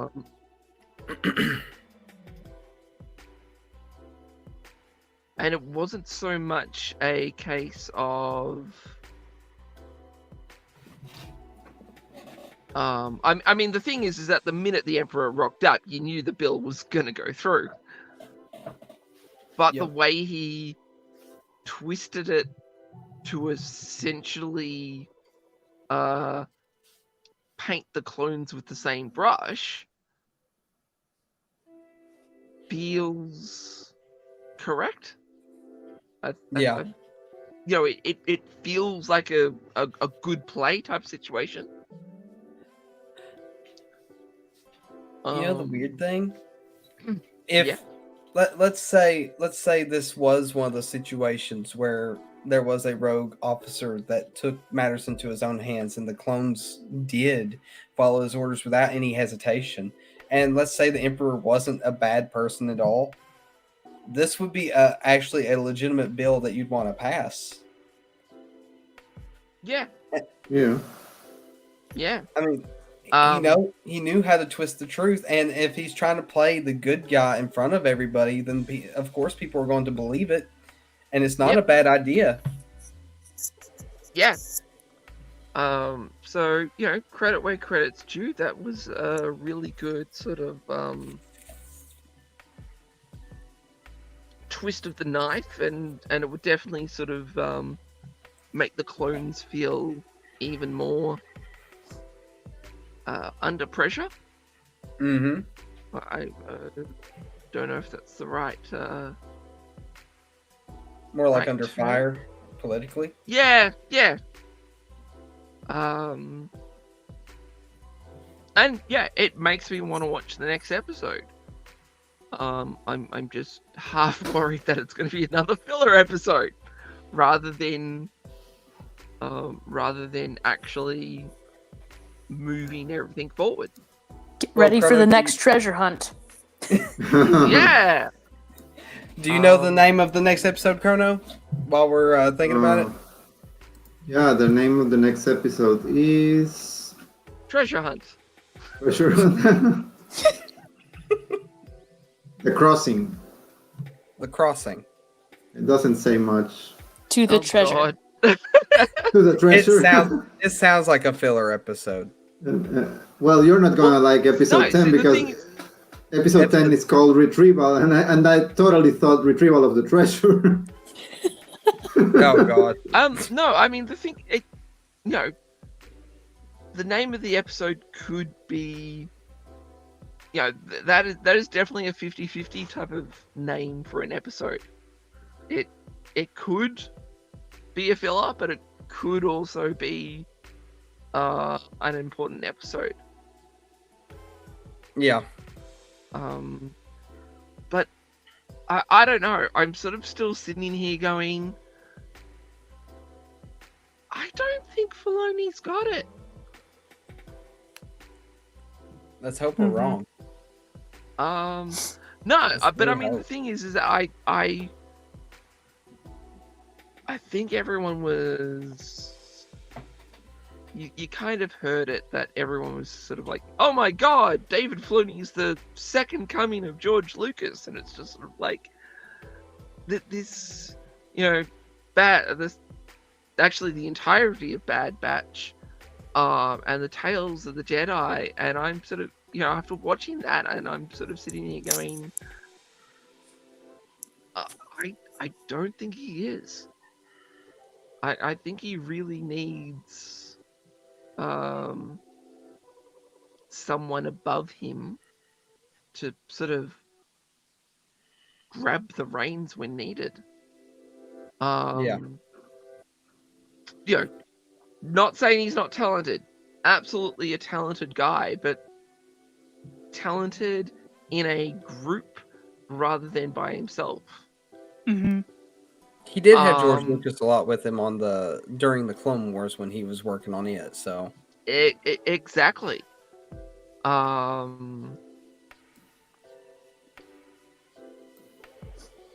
Yeah, so I just sort of no longer think that he's the guy.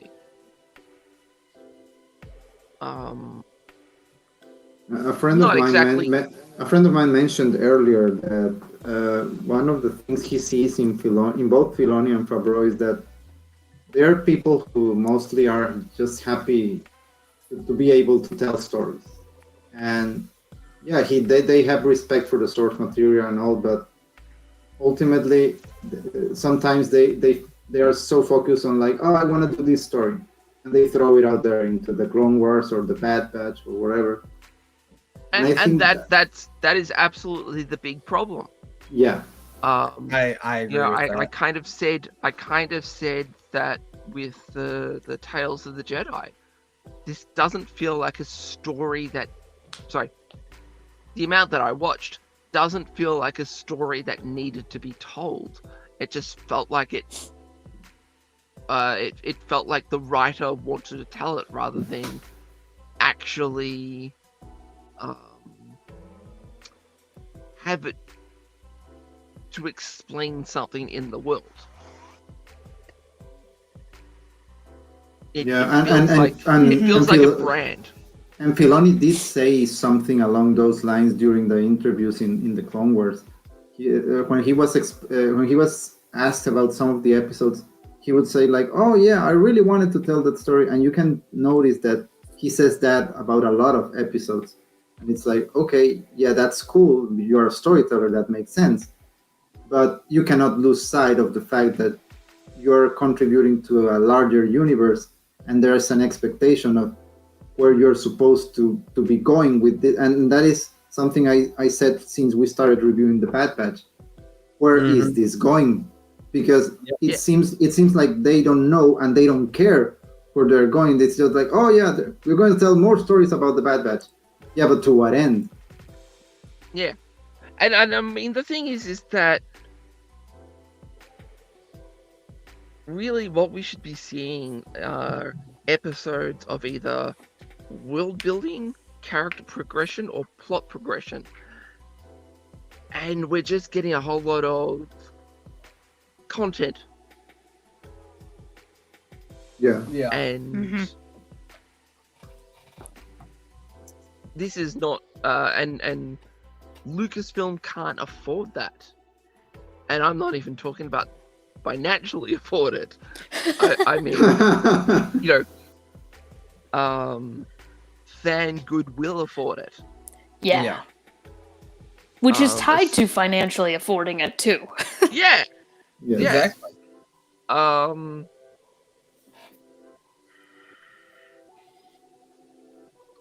So that's kind of all that I have to really say. All right. Well, then I only have a few things to say as well because I've actually spoke a lot to this whole thing. I've gave my theories. I'm very positive about the Clone Rebellion at this point. These last couple episodes have really shown us things like the clones that want to continue to fight. They don't want to be like, they don't want to just stop. So when the Empire is passing this bill and, you know, phasing out the clones, I already have this feeling that they're not going to like it. They're going to rebel. That's one thing. And, you know, with this revelation of the possible first gen Dark Troopers and using the clones to kill other clones like that, once all this stuff starts getting out, especially with the bombing of Camino or the bombardment, because they didn't technically bomb it. Anyways, that's besides the point.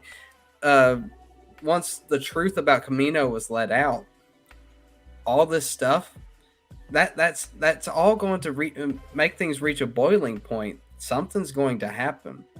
I still claim that rebellion on not Camino, that Clone Rebellion is going to happen, and I am going to stick with the Dark Trooper Phase 1 type deal as well with the other guy until I'm proven wrong. Other than that, I mean, I liked seeing the Bad Batch actually succeed in a mission, even though in the end, what their success was also turned into, I guess, a defeat by the Emperor himself. But who else better to defeat the Bad Batch than the one unstoppable force that can't be stopped until the Return of the Jedi? Then, you know, Palpatine himself to do it. So, I mean, at least it isn't like one of the failed treasure hunts that they have to constantly go on and they constantly keep throwing at us, you know? Like, how many missions has the Bad Batch actually completed successfully? They failed with the tactical droid. They failed with the spice stuff. They had to go back and retrieve it. They ended up getting the spice back, yes, but that was after they had failed the first time. You know, tons of things like that. Well, I mean, they didn't exactly fail the tactical droid. They got the tactical droid. They just let it go. It's a bit different. That's still a a bit failed different. mission. Not to them. They went. Not to It them. is to them because that's how they were going to get paid. But they gave it away. It's all Now, about money. It's a moral victory. Yes, it's a moral victory. We can go by that, and yet, I mean, you could say it's all about money on one end too. But they chose not to do the money. You know, they chose to be morally victorious as opposed to financially victorious. Whatever. can We're say sticking to the golden rule here. We're sticking to the golden rule. The one who has the gold makes the rules, so they lost. Yeah.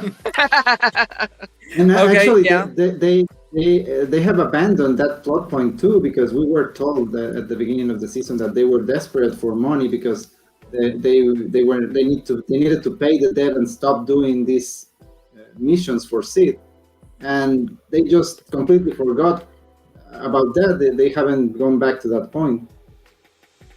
They But- really shouldn't have failed that first mission. They shouldn't have. And you know Yeah. what? They shouldn't have even failed the last one before these episodes, the one with the Wookiee Jedi. I keep forgetting his name. But Kundi. yeah. So at the beginning of the episode, they're there delivering something or whatever, and you know, they're just going through all this, you know, I guess paperwork junk or just formalities, whatever it's called. They were going to get paid for doing their job successfully. They botch it up by getting involved with a Wookiee Jedi, and they end up not getting paid for that mission that they were on because they killed off their buyer. So, how many times can Sid or whoever is employing them afford to employ them when they have such a high record of like not coming back, with anything? And I mean, they're meant to be, the most elite clone squadron, clone force. Yes. And yeah, they fail so much.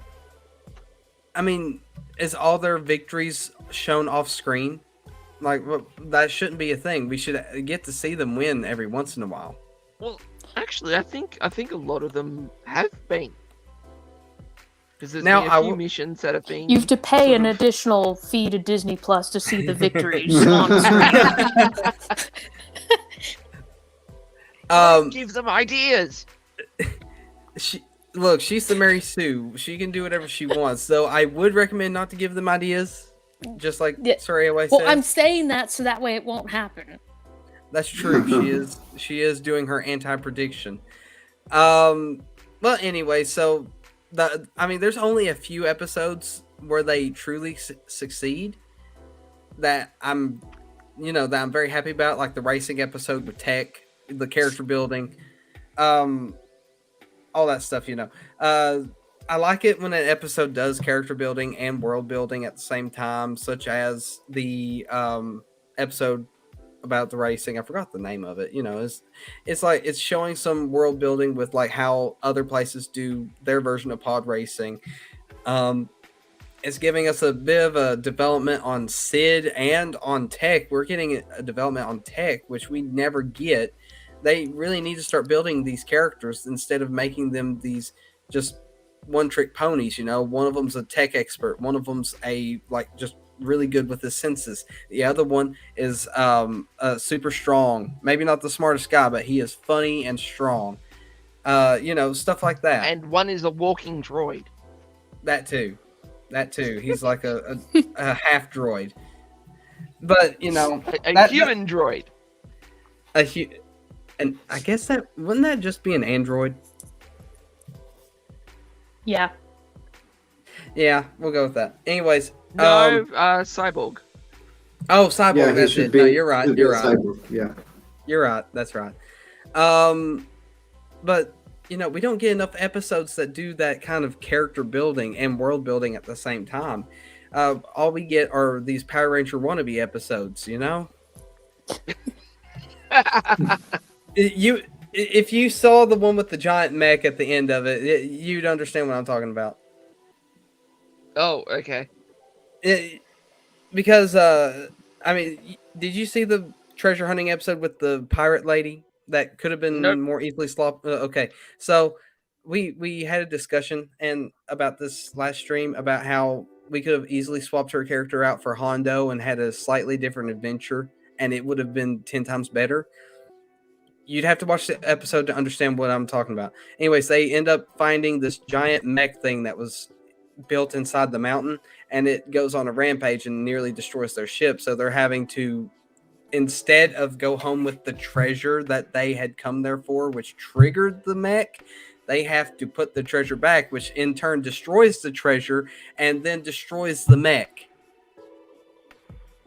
But the reason I say it's more of a Power Okay. Rangers thing is because it reminded me of the like a Zord from Power Rangers, stuff like that. Yep. Anyways, that's all I was trying to get at. But So in other words, I'm glad I missed the episode. it is by far the least interesting and probably the least needed episode of all the Bad Batch so far. I mean, there was some episodes in season 1, like the one near the end with I think his name was Roland and stuff like that, where he took over Sid's place, that wasn't needed at all. It just felt really off to have it in the place that it was. Well, this episode was like that. So Well, to be fair, you can't call it at all uninteresting because it sparked a whole conversation last week about why women should not be pirates in Star Wars. well, there is a reason why pirates feared women being on the ship back then. That was very sexist for me True. to say. I'm just kidding for the most part, but you know, that was a legitimate fear, I think, though, at one point. So I'm not just saying it as a joke. It was a legitimate fear, which is weird, but you know that's just how things were. But it's also really random. This question just popped in my head. It's not related to anything, but it kind of now all of a sudden concerns me. On what's the name of their ship? The Marauder, whatever. Is there a bathroom? That is a good question. One I have no answer for because I've not seen it. Because I don't see one on there. I don't either. It's not like Mando's Razor Crest, which now he don't even have that, so he don't have a bathroom. He has to stop at some place to go to the bathroom. Yeah, it's like I like both. I like that ship that he got, but also it's like there's so many problems with that. Mhm. Yeah. We need to have a separate discussion about the latest trailer of The Mandalorian then, because there's a few things about his ship that I noticed. A few things meaning like one or two, but we need to really sort of break that down, especially since The Mandalorian comes out really soon. I think it's Yeah. like later in March, which is just around the corner. We're halfway through February almost, so it's just around the corner. And I do want to discuss a couple things about that, you know. So once you know, maybe next week or something like that. I mean, which, you know, it's a little weird. We've spent more time, and it's not just because Soraya Way's here that takes up a lot of our time. I'm just kidding, but it really isn't because he's here having a fourth person. We only had 3 people last time, so we didn't spend as much time on the episode. But we had 3 episodes to talk about, and there was we had to make up things to talk about. Here we've had 2 episodes to talk about. We've theorized, we've done this and that. Sure, we've sort of went off topic a few times, but we've stuck with this for a lot longer than we did on the last one. Again, it was, as you said, three episodes to talk about, and the most time was spent on the pirate lady. Yep, and how we could have changed her out for Hondo. Yeah, And Yep. that's it. But this episode we went all over these last 2 episodes. There may be a few things we've not talked about as much, but I mean, besides seeing Ryo Chuchi again, which was really nice to see her get some screen time again. They did her character right. Besides all that, it was, you know, we did talk about a lot of other things, such as like the Clone Rebellion, who those mysterious new clones are.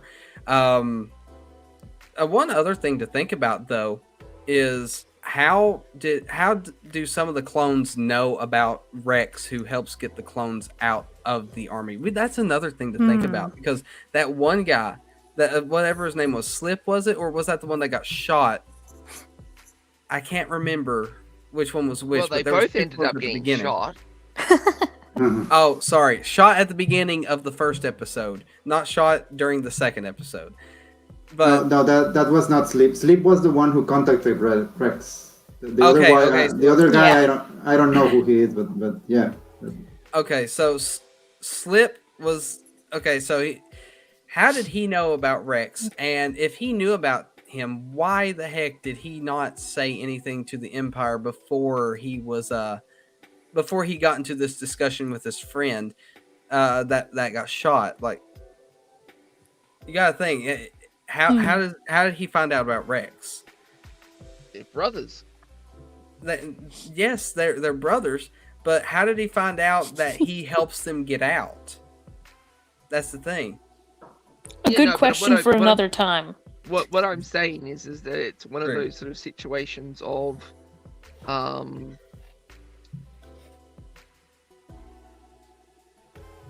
everyone talks. True. So it got around the grapevine. Doesn't Yeah, necessarily mean. But if that grapevine is doesn't- going around, like, why hasn't anybody cracked down on it yet? Why hasn't anybody tried to, pull this fake Well- stunt where, oh, I want to get out of this, and then draw Rex in, and Rex ends up getting duped by the Empire because they knew about this. Well, There has to be something going on. If you want some way to justify it, you can always go back to Kenobi and the fact that everybody knew there was like some sort of Jedi hiding and helping people, and the Empire never got to him. Well, that's also true. But one thing the theory I want to go with is that maybe some clones have some reservations against how the Empire is sort of treating people. And even though they won't talk about it, they won't say nothing, they just do their job, they do hear whispers of things. And because it's a clone helping them get out, or maybe because it's a clone, or not because it's a clone, but because somebody's helping them get out and some clones are actually going along with it, he's not saying anything because it's his brothers, that's their choice. Let them do what they do, kind of thing. But we can theorize about that stuff all we want. We won't have a true answer until we hear or see something on during the show or whatever. But I don't feel like it's too far fetched to think that will happen. I think we may find out some things, that, or maybe he started asking around or something like that after his friend got shot, and that could have in turn been how he decided to find out if there's a way out. Things like that. Yeah, and even the fact that the assassin knew who he was, it probably means that the Empire is at least some branch of the Empire is on to him. The fact that he's doing some work, which would be really odd. I mean, if they have a good way to explain it, that's fine. But I think it's really not in their best interest to say they knew who Rex was and what he was doing, because it was very clearly established that the idea was for him and Ahsoka to play dead. Yep. And if you tell me now that, oh yeah, the Empire knew Rex was alive and doing stuff, and it's like, yeah, no, I don't buy that. If they knew, they would have come after him easily. Yeah. And I honestly don't believe they'll find out if Rex is doing anything like that, because if they want to follow the continuity, they'll stick with them not finding out. Because in season 2 of Rebels, Rex sort of acts like he can talk to the Empire without, having to be secretive, Yeah. And what I mean by that is there was a communication, and they talk to Rex as if he's just a clone that's retired. They don't actually treat them like insurgents or anything like that. Like, why would they be allowed to exist, if they were insurgents, if they had known what he had done in the past, that kind of stuff. I'm not explaining that the greatest, but basically what I'm saying is I don't think they ever find out, due to the fact that they sort of treat him like just a regular clone in Rebels when Wolf contacts them about the Jedi and whatever. Unless they play it in a Kenobi way and they sort of like, oh yeah, we knew all about it, and yeah, nothing happened. Yeah, that too. Well, anyway, that's about all I had to say for this. There was a lot that went on, and I was very happy about the Bad Batch's victory, even though it turned defeat. It was still technically a mission complete. It was just turned around on its backside because of how wonderfully manipulative Palpatine is. Like, they got that right about Palpatine, so I'm very happy about that. But I think that's where I'm going to leave it for tonight. This was a much longer stream than we've had for a little while, so I feel like it's a good time to end it now. So, anyways, if you guys enjoyed it, please leave a like, leave a comment, maybe even subscribe if you want. And there's links in the description. Every episode of Star Wars Topics, including this one, is going to be down in a playlist in the description. So if you want more, we got plenty more. And no, I'm not going to play the clip. I've already done it once in the stream. But anyways, there's other links in the description for our Twitter. I think I actually still have one in there for the Twitch, which we don't use that much, though that might change eventually. And our Discord. I almost forgot about our Discord. I never forget that, right? No, I do sometimes. Anyways, there's a link in the description for the Discord. If you want to join it, you can. And that's about it. So may the Force be with you, and we'll see you all in the next one.